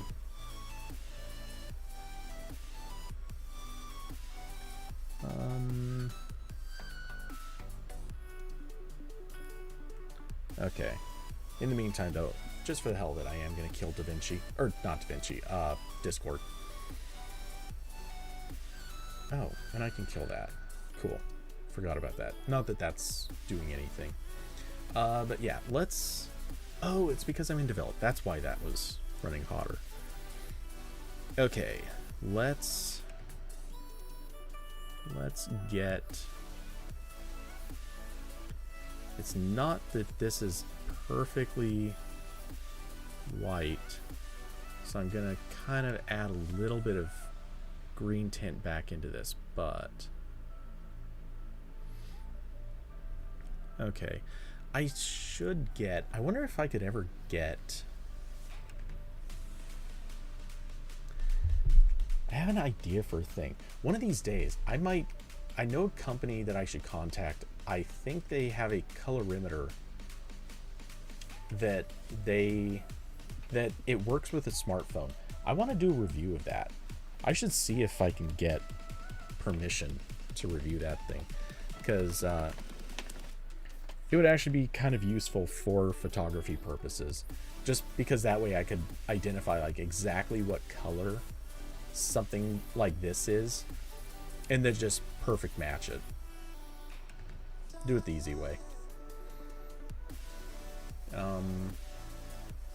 Let's see.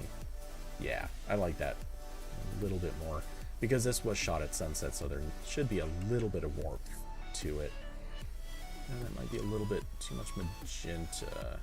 Let's tap it down a tiny bit. That should be about right. Okay. Man, there's not actually... I don't think I really want to do that much to this shot either.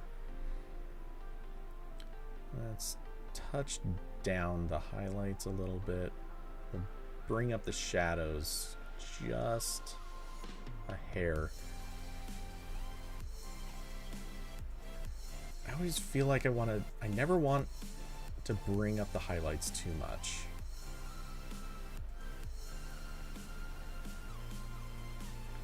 Okay, little texture, because the texture is bringing out the ridges inside of this, the camera's, whatchamacallit, I cannot think of what they're called, but the ridges surrounding the camera lens.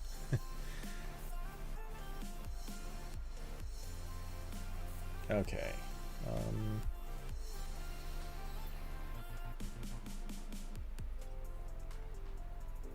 Bringing up vibrance, it's funny because that looks so... It looks like it does nothing until it suddenly looks fake. Yeah, well, so David, I agree. Getting that right, I was actually sitting out there trying to decide how exactly to shoot it, because I could either get the camera lens sharp or I could get this sharp. Technically I could do both, but then if I did, I wouldn't be blowing out the background quite as much. And I wanted to get this one, like, well, I wanted to get several, but I wanted to get a few really, really tight focus shots like this. And Actually, I guess... Wait, what was the planar difference on this? I think, if I remember, I think I made a point of getting the camera lens lined up in the same plane of focus with this sensor up here. That's why they both show up in focus, but in reality, they're not lined up at all. Yeah, you can kind of see it there, but if we come over to... well, you can really tell. Yeah, you can see how far behind the camera sensor those are. But I wanted to make a point in this shot of getting both that sensor and the camera in the same plane of focus. So they had to be lined up pretty much just right.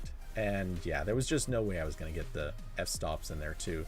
Though that's weird because you'd think they would have fallen into the same plane. I guess not.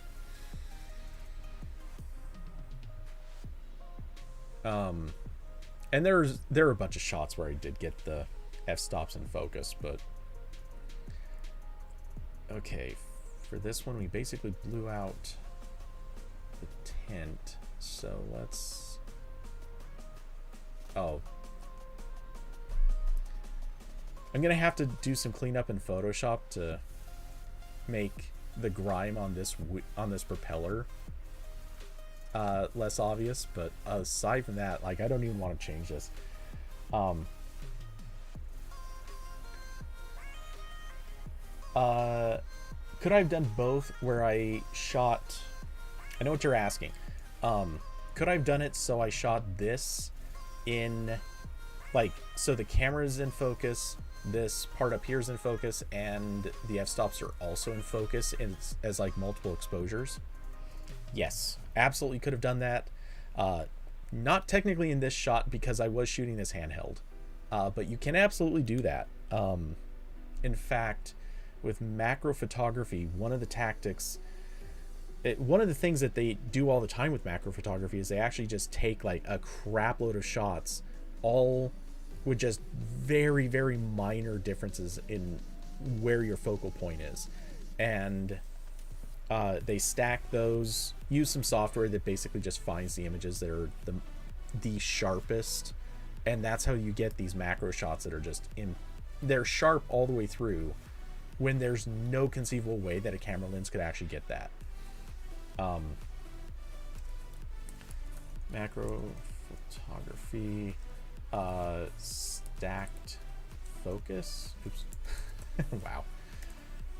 Focus stacking is what I guess I should have called it.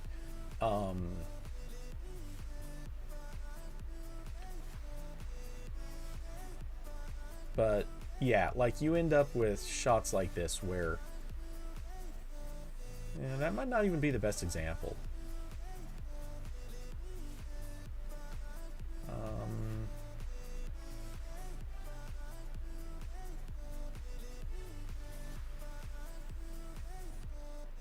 Yeah, these aren't actually great examples of this, but yeah, the thing is, because yeah, that wing, like, this is not a great example because it's not showing real properly stacked focus where it's like really sharp all the way through. Any other petapixel? Oh yeah, okay, this is a perfect example. Yeah, this shot right here, I can pretty much guarantee, it's almost guaranteed not to be sharp all the way through if you actually shot it correctly.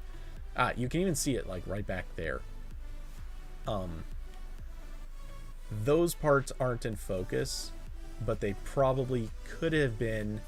They're probably about the same distance as a lot of the stuff kind of in the background of this part. And you see a lot of those being in focus. Do we have... Yeah. So this is kind of an example. Yeah. Kind of. Is that... Yep, okay. This is a perfect example. And an actual perfect example. So in this one, the only part that's in focus is a little bit of the antenna right down there and the front of this insect's like snout, nose, or whatever, and the front of its foot. But then they used a bunch of focus stacked images so that they could get the whole front of this thing, and then they let it fall off into deep defocus towards the back. So yeah, that is a tactic that gets used, and I've actually done it a few times, just like with 2 exposures. It is a little bit of work, at least if you're doing like relatively minimal stuff. It's not that big of a deal. And I use it more. When I use it, I typically use it for exposure stacking as opposed to focus stacking. Exposure stacking, it's one of those things where you've got like part of the image is really light, part of it's really dark, or you have parts that are in like shadow. So you change the exposure by like maybe dragging the shutter longer, something like that. And then you edit those together so that one is, or so that you can bring back a lot of the shadows in an otherwise really light scene, or vice versa. You can capture something that's really bright and bring it into an image where the rest is pretty dark. I've also done it a lot just for changes in image. So like I'll light one side of an object, and like I'll get reflections and cast light on it a certain way, and then I'll move a light over to a different spot, shoot it again with the light at that other side, and that way I can create like multiple angles of light coming in. And it, you know, if you don't have a lot of lights and an expensive studio setup, this is a way to fake it. And I did that with wait, did I stream? I don't think I streamed this. It was so long ago. AP review. What was the name of? Oh, the Yeti X. I did that with this shot. So this shot of the mic is actually like 3 or 4 different photos merged together. The background is the background, nothing got tweaked there, but yeah, I shot this with 1 or 2 different exposures went into this blue highlight on the right side, and 1 exposure makes up for this light, this big white space on the left side, and then there's the white on the right front of it that was also an exposure. And this, I'm actually a little sad because this image didn't turn out great for one reason. I actually wanted to get the little headphone icon here sharp, and I just somehow missed that in the shot, or none of the exposures turned out very well for it. Did something kind of similar for that image. Yeah, it's the same technique. Okay, that image actually I don't think turned out very well, but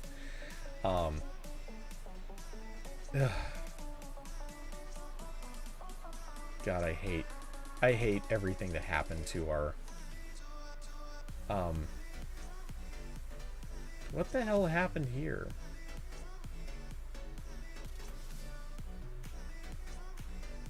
Oh my God, when our new system scraped the old page and did what it did, it just ruined so many formatting things and just mucked up the whole system.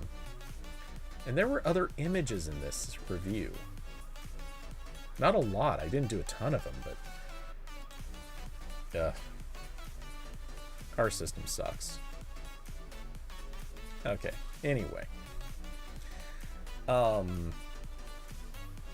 would it on time? 7:23. Okay.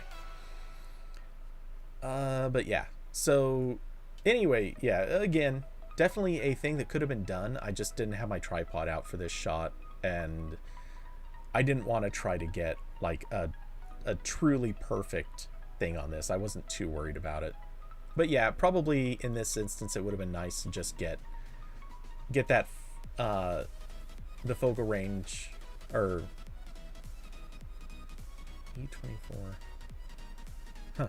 It would, but it would have been nice to get those two numbers in focus, like fully in focus. Okay, this one, man, like I said, as soon as I change the white balance on this, just like that's ugly, white balance, boom. Just, I don't think I can change this.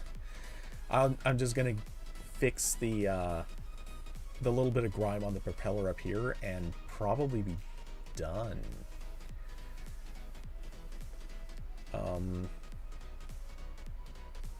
Are we gonna get, yeah, it's a little bit less lifelike.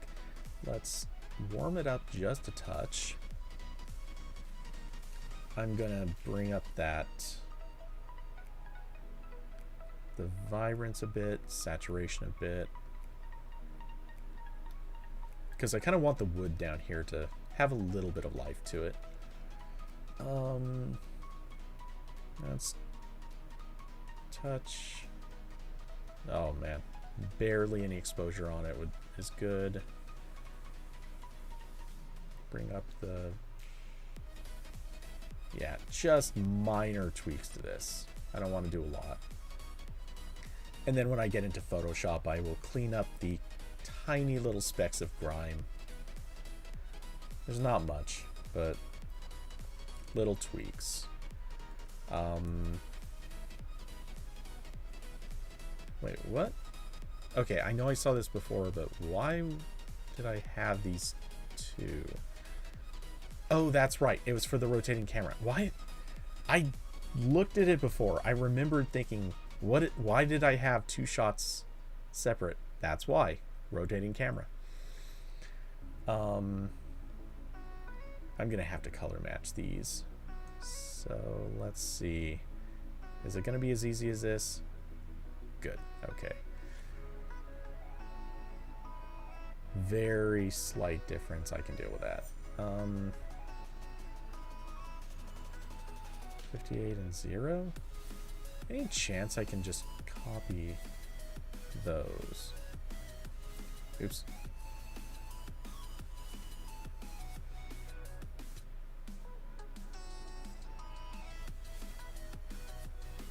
Yeah, I think I like that a little more.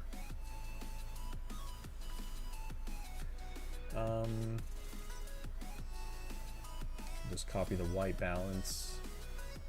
Boom. Yep, I think that looks a little better. Again, this is taking its sunset, so it would be weird if it didn't have a little bit of cast to it. What bugs me is I can see the lens fog right there. God. No one else is going to know about that. Only I do, and anyone watching this stream, but man, it stands out so much to me just because I know it's a problem. And it's only a problem with this particular one. It's not like the Mini 3 Pro has this problem. It's just the one they sent me for whatever reason. Like there's no coating on the lens to prevent fogging or something. I don't know, but it just happened a whole bunch with this unit. Okay. Pop the exposure just the smallest bit. Contrast. We can bring that a little higher.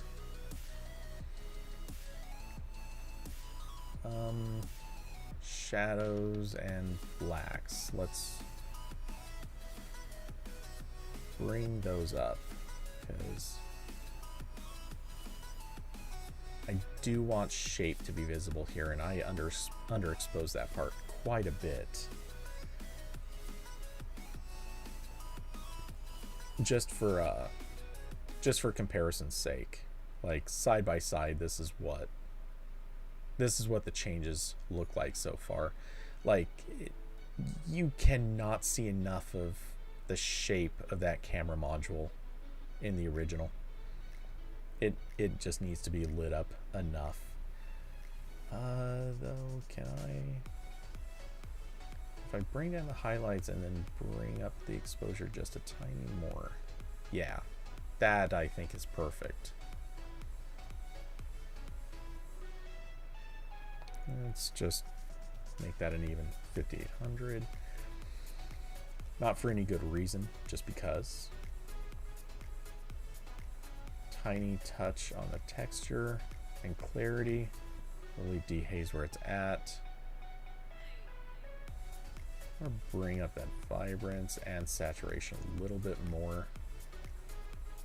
Kind of brings back a little bit of life to the wood. Okay, let's return there. This time we'll just actually copy all of that. Come back to the original, or not original, but the horizontal version. I like it. Maybe a little bright, but it'll be fine. Yeah, that doesn't work on that image. This is again kind of like an option. I don't have to correct white balance though. Jeez, it's like,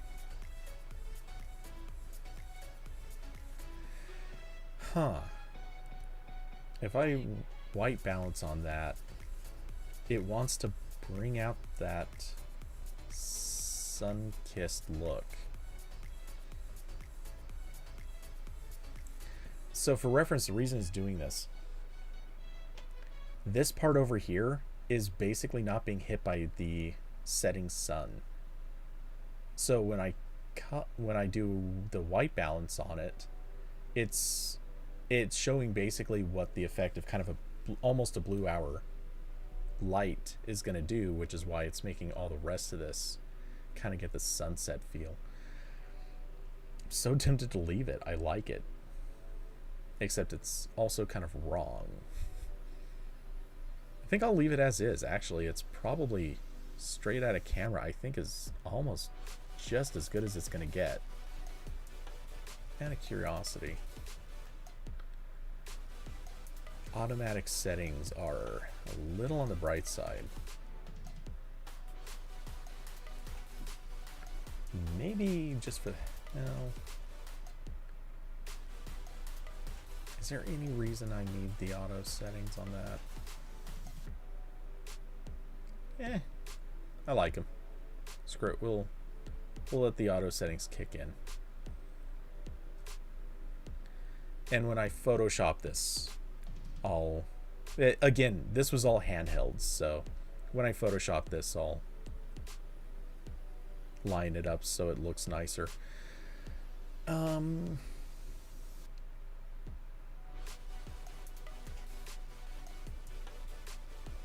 Wow, when auto settings don't even do that much, that's something.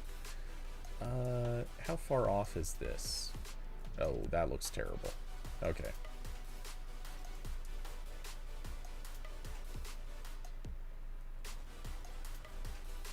I kind of like what auto's doing to this. Feels like the texture balance is right. Screw it, we'll leave auto for that too. How great would it be if I can just auto my way through some of these?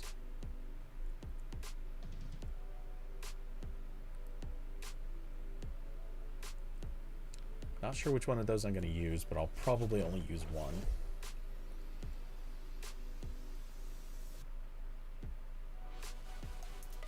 I like what auto did to this, but it needs to go a step further. I actually want to bring back down the shadows just a nudge. The highlights actually need to come down a little. Okay, and let's boost a little texture, tiny bit of clarity into that. Okay, I think I like that.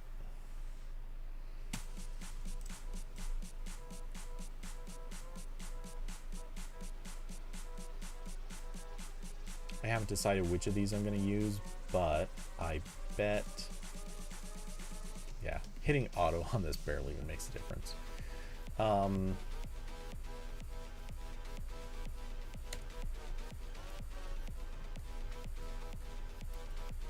Yeah. This is just a quick shot. I don't need to care about how it's going to look. It doesn't need to be pretty.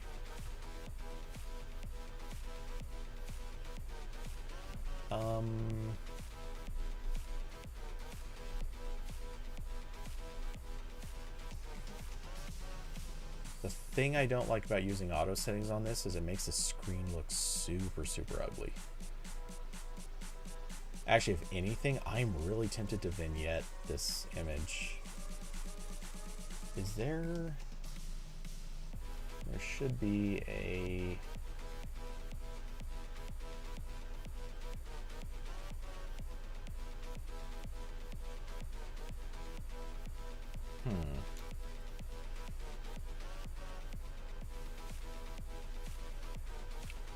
Dragging that vignette all the way down.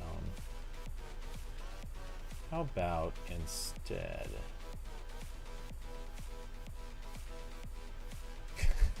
Could go super, super cringy.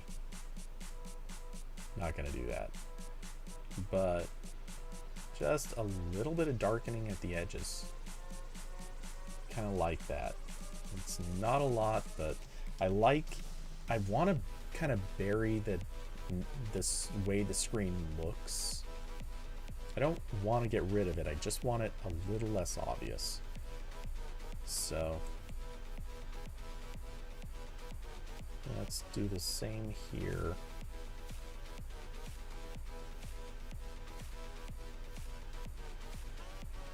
Okay, I think that'll be good.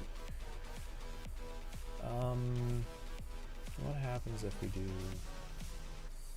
No, that's too much. Okay. I think this one requires a little bit more saving to be good.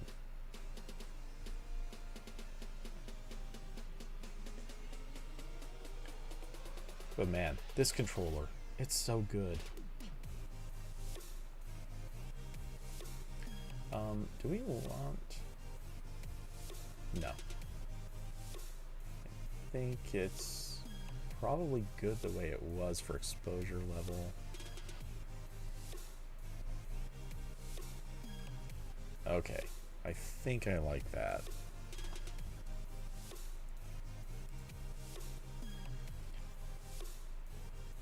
Blur the screen and add vignette.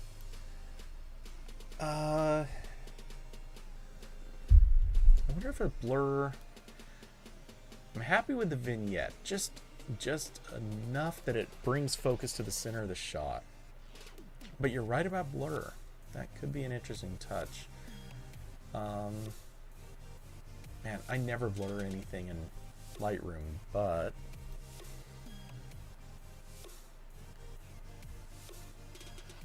Let's see. How...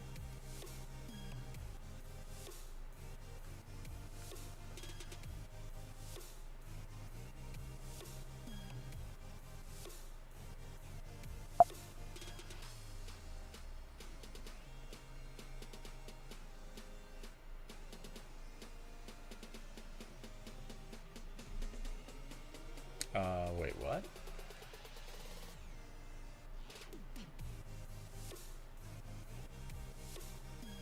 How does that work?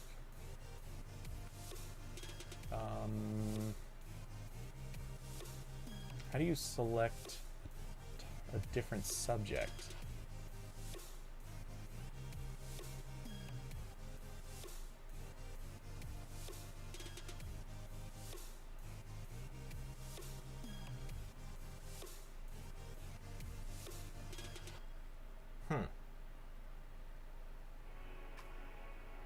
I know that I've watched this done a handful of times. I don't know why am I missing a control for selecting a subject? Okay, maybe I won't use that.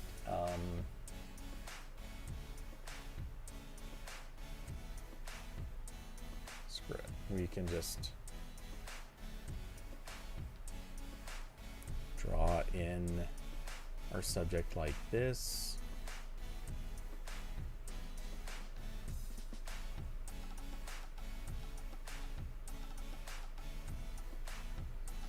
Okay, can we... I can lower sharpness all the way to negative 100 and it's still pretty sharp.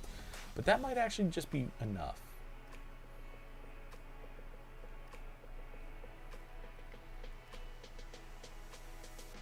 Drag down the texture. What if I drag down clarity? Okay, that kind of gets us there. That might be a bit too much. Maybe I'll bring it back just enough. Like, it's sharp enough that you can tell it's still there, but yeah, it sort of negates a lot. Okay. Good thinking on that. I like it. And we'll do it in here too.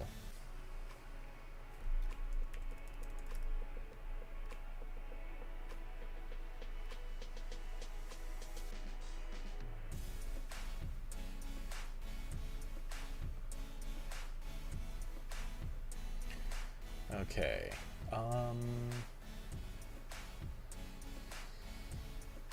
So down with the texture, down with the sharpness, oh, and down with clarity. Yep, that works. Good thinking, David. Yeah, shot looks good, but the screen just detracts from it. Yeah.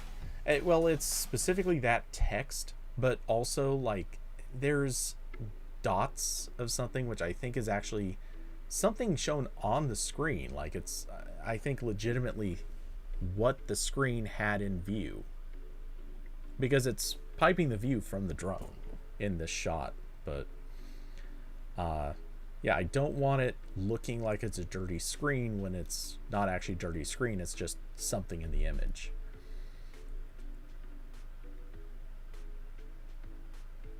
Okay, so we'll stick with those. I bet I can auto through a lot of this stuff. Because these are also just going to be... These aren't meant to be pretty shots. They're just... They just need to be nice enough looking. Let's bring down the whites and highlights a little more on that. Because I don't need to blow out the sky for no reason.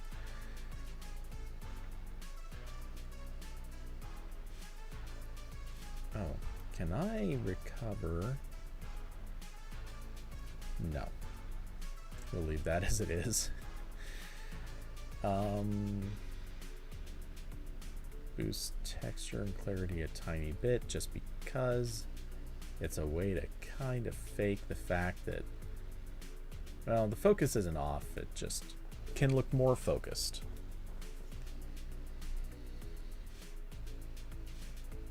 Let's bring up that vibrance and saturation just a tiny bit. Give some life to that wood beneath. Okay. What was the purpose of this shot? Oh, I remember why. This is where... Okay. These three shots in order. Oh, that's way too bright. Highlights. Let's bring the whites down. There we go. Okay, this thing. This is, in my opinion, the single worst thing about this drone. And it's the single worst thing about almost every DJI drone. Not all of them, but most. They have these plastic gimbal protectors. You clip them onto the front of the drone. Just like here it is on the front of the drone clipped on. It doesn't seem like it would be that hard, but oh, I know what I forgot to shoot too. Not that I could have gotten it. I don't know. Maybe. But the part of the clip goes into this front little gap here. This looks like a vent, and it probably is, but you the top of this clip right here fits into that slot. And then the bottom of the clip where there's the two like nubs or whatever kind of side by side, those fit into these two holes right here. This takes so goddamn long. It takes forever to get it on right. I hate this thing just for that. There were so many times that I took the drone flying, and when I finished, or not finished, but I got to, or I was like moving to a new location or changing something, trying anything, or even just kind of like done for the day, I would just set the drone on my passenger seat, no gimbal cover on, just let it sit there because I didn't want to mess with the gimbal cover until I got home. It's just enough of a pain in the ass that I hate it. I get why they do a cheap plastic, or not cheap, but I get why they do this plastic cover. It does cost less, but there are other ways that they could have and should have done it. I saw how they did it with the Mavic 3 Cine, and yeah, they could do something else. There are ways, and I don't like this. Yeah, if I had thought about it, I would have also put a polarizer on. I don't know that I have one for the lens that I was using, but if I had a circular polarizer, do you really need it? That's a good question, and the answer is it depends, but yes. Let's see. Where's a shot of... Okay, well, you can't exactly see it, but how about let's go to where the drone is in flight.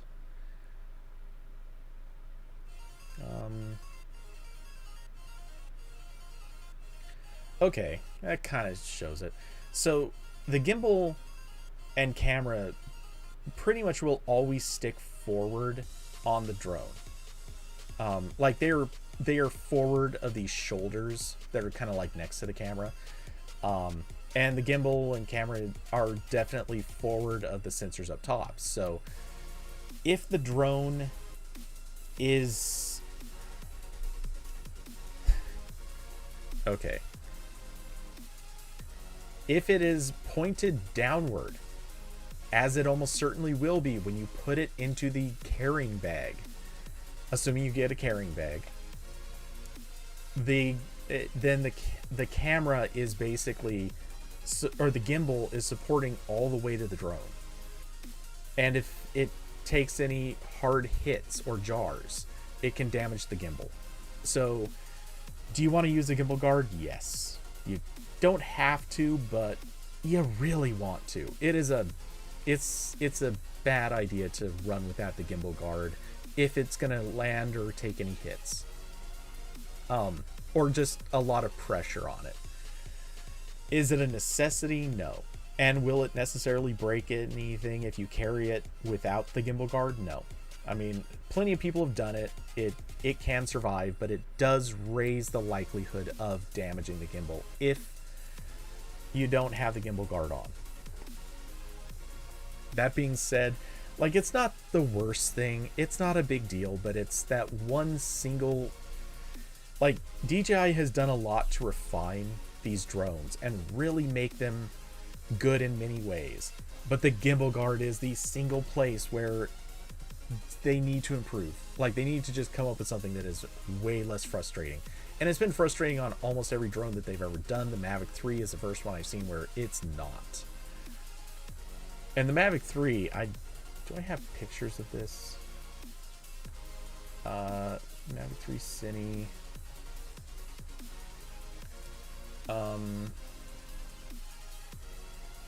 Let's see. Yeah, okay. I'm pretty sure you're seeing this in stream. The Mavic 3 Cine. So the entire drone is covered in this whole different rig. Like, the entire thing is covered in this.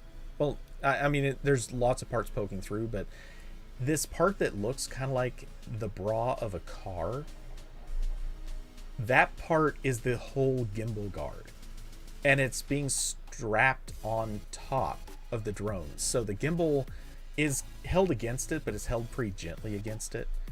It's so much better. It is immensely better.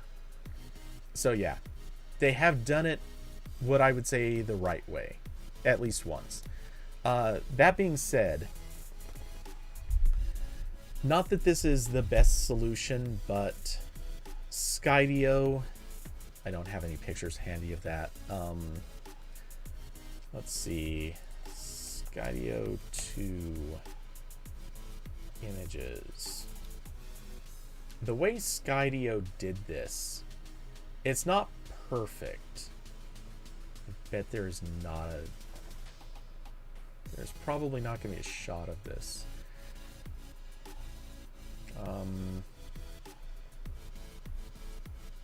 No, that guy's camera. Yeah, I can almost guarantee there's not a shot. Oh, wait, is it? Nope, it's not in that shot either.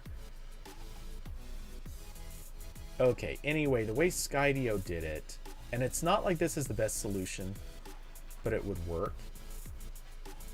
Their camera module is, it's weird how it works, but it's a serviceable gimbal. It's got some limitations. It's not as perfect, but it works well enough. But what they did is they just have a single piece of plastic that clips between the camera and gimbal setup, and like it has a ridge that sticks into this gap and another ridge that kind of sticks perpendicular and into this gap here. The way that it sits in, basically it just holds the camera perfectly in place, and it's again got its problems, but it's, I think, a little bit, it's definitely easier to put on. I don't think it's as protective, but honestly it works well enough. And you're putting the drone into a case, so who cares? As long as it's protective enough against jarring, and the way Skydio does it, it is.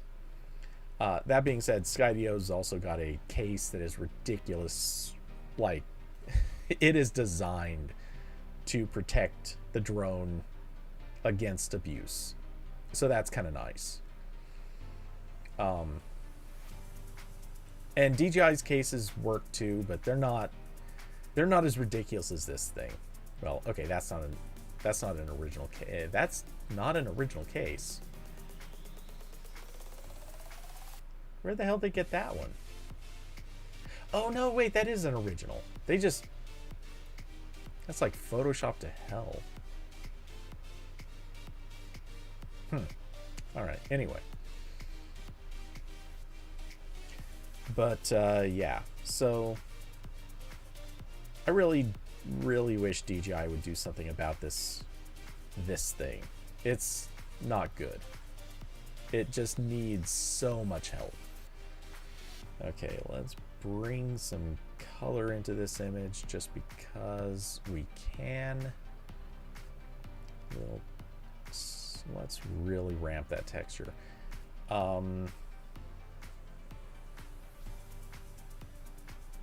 Okay, I kind of like that. We can bring up the shadow a little more. We're trying to highlight this part of the object.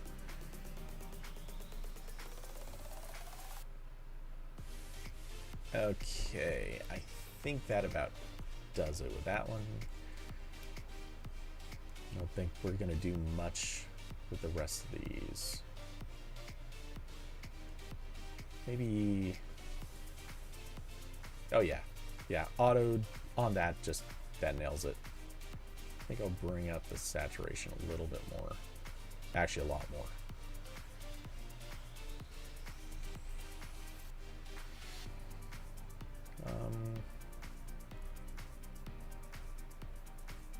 This needs the whites to come down a lot. Maybe bring down the highlights a little too. Oh, maybe not. I guess that doesn't really make any difference.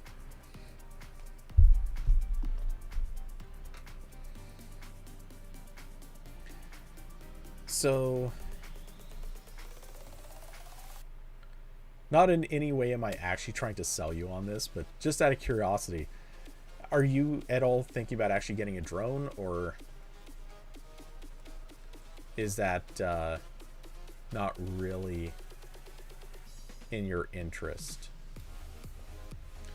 Okay, let's also, this needs to be cropped down.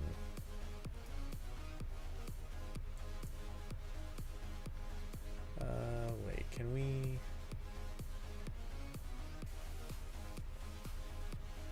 Yeah, we're gonna need this in 16 by 10 anyway, so let's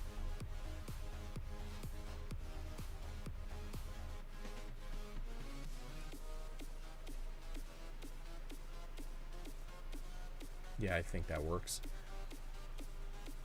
So I'm gonna chop it up a little bit more.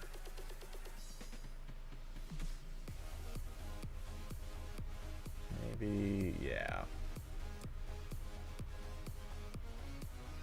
This still looks really busy. I wish I had shot this with an even shallower depth of field. I'm not sure that looks good.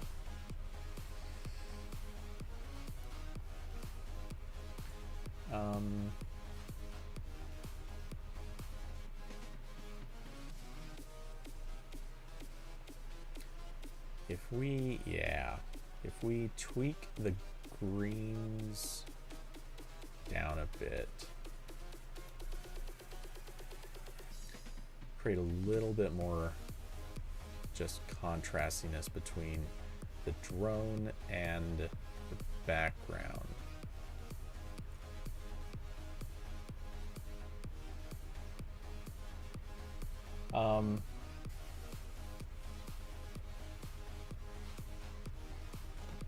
You're still spooked about losing or damaging one. Losing, as long as you don't crash land, and as long as it doesn't have like a weird power, like battery failure, the odds of losing a drone are actually pretty low. It can still happen, especially if you're careless with it, or you know, weird fluke accidents happen, or admittedly predator birds. Predatory birds can be a thing. That's another thing people don't talk about often with drones. But yeah, don't fly them anywhere where there are hawks. That's a very real concern. Outside of that, the odds of losing a drone are actually fairly low. And like in terms of if you're worried at all about like this kind of has to be acknowledged, but back in the day, like people would fly their drone off in some direction and then not know how to get it back home. That is so much not an issue anymore. Let's see, do I have the screenshots of it? I'm pretty sure I do.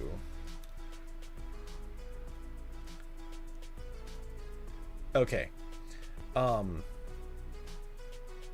So let's, oh wait, why did it do that?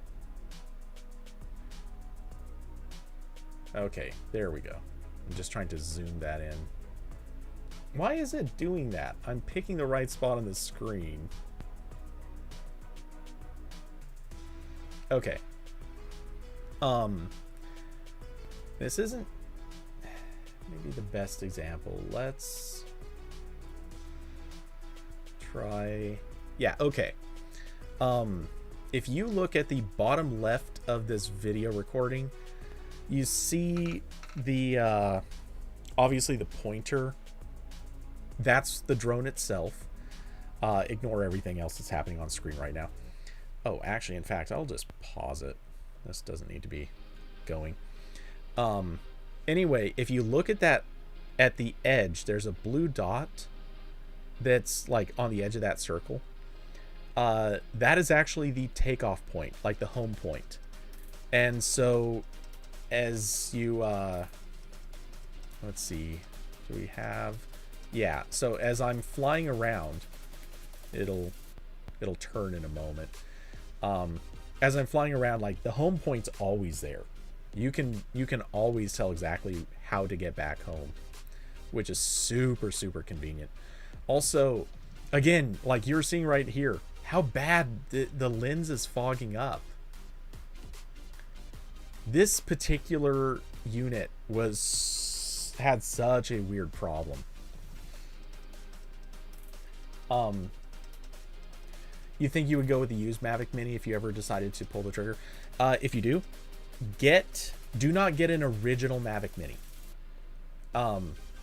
It's an okay drone for fun, but it is not the okay drone to there we go.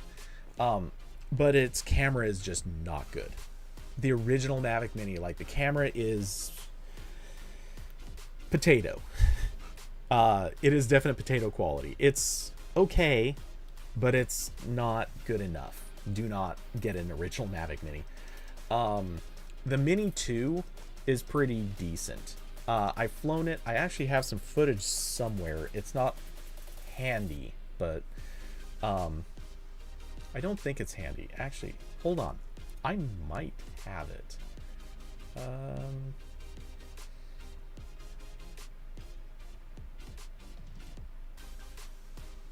Let's... where's it gonna be? Oh, wait. It might be on that drive.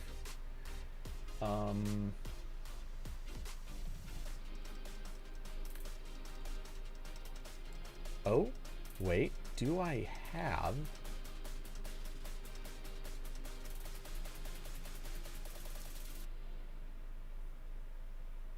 Okay, this is footage I captured with the Mini 2.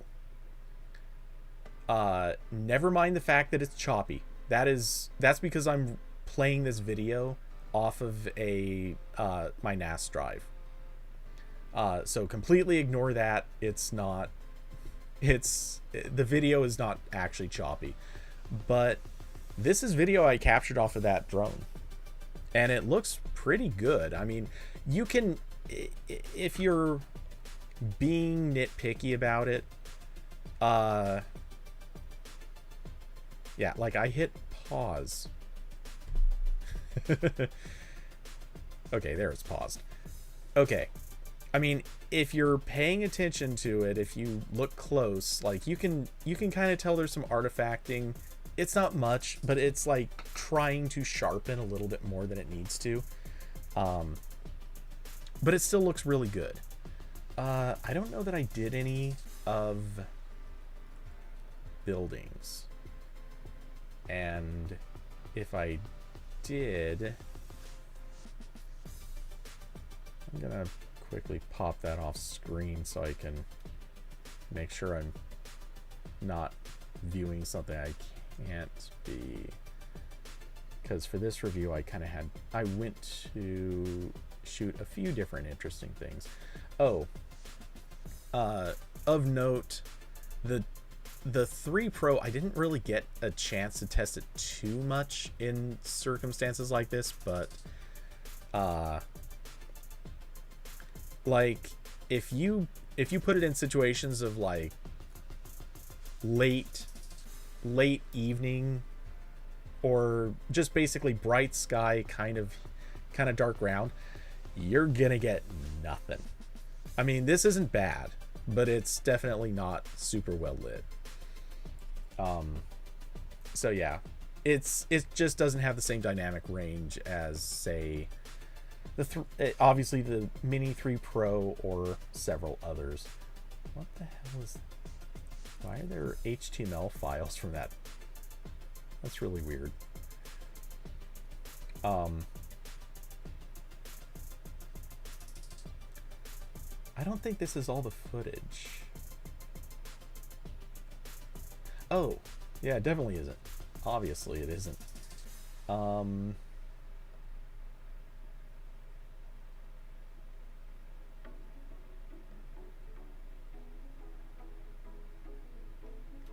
Okay, I'm just quickly looking. I would have sworn I did. Did I not do those? I'm sure I did.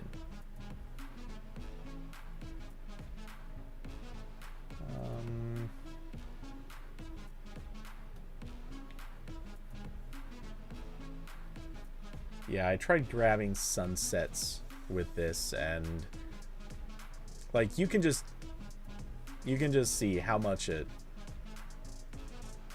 it loses everything once it's got the sun in view. And it's not like that isn't to be expected, but it's just the way it is.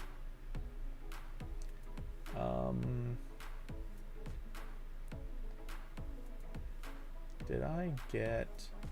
I would have sworn I did some flare stuff with this one.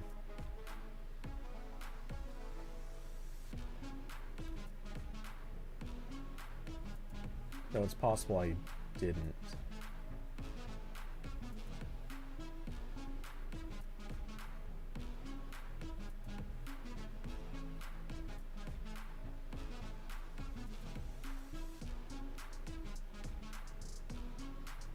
Is that on a different day, maybe? No, this was all from the same day. At this point, I'm... Alright, maybe I didn't do any flare stuff with that one. Either that or I don't have all the footage on here, which is a very distinct possibility. But, oh well, it is what it is. Okay, yeah, so it is 8 o'clock. I am getting hungry, so I think I'm gonna wrap it right here. There's too many images for me to like try to rocket through this anyway. Okay, so just as a previously acknowledged heads up, I'm probably not going to do any other... I'm not even going to hint at possibly doing any other streams or anything until Wednesday. So yeah, this week we'll be watching... Oh, it's tomorrow, in fact. I forgot. I've got so much stuff I need to do. So tomorrow, WWDC, we'll watch that together. I think. I hope. Then let's see. Come Wednesday, we will talk about it on Ramblecast. Part of me is wondering if I want to see about trying to reschedule to Tuesday, but that's probably not a good option. I don't know. I might run that by Corbin just to see, but I'm assuming we'll probably stick to Wednesday. And then what else? I'm going to be super occupied pretty much the whole rest of the week until whenever. Yeah, I've got kind of a big thing planned this week, and I need to take several days to prepare for it. And hopefully that will become a story, or it might not. We'll see. But yeah, in the meantime, trying to think if there was anything else. My brain's been on too many things, and it's not working for me. Yeah, so anyway, with that, David, thanks for coming and hanging out. For anyone else that comes by and watches this later, thank you for watching. If you're not already part of the Discord, check down in the links below. There's an invite link down there. You can join us where we talk about technology, gaming, sometimes some camera stuff, sometimes, I don't know, whatever else. There's a good little community in there so far. Let's see. If you're not already supporting the channel and you'd like to, there are links down below to Patreon, Streamlabs, and Cash App, because why not? Let's see. This episode brought to you by the letter F, because it doesn't get enough respect. Yeah, so with that, everyone, have an excellent weekend. I will be back on Wednesday. Well, technically, kind of tomorrow for some WWDC talk. And yeah, we'll check out whatever crazy things they get up to. Oh, hey, and I forgot to prepare for the no, not that. I need to audio capture. Where is the one that I'm using? I forgot to add the music track outro, so it's got to be on Black Hole 2. So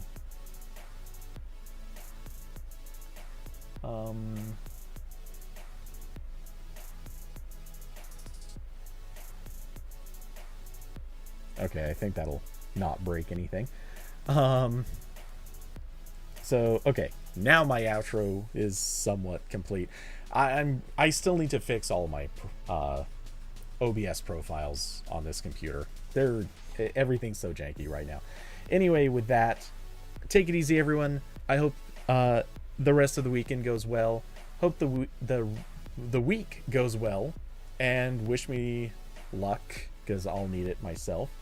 And with that, good night, everybody.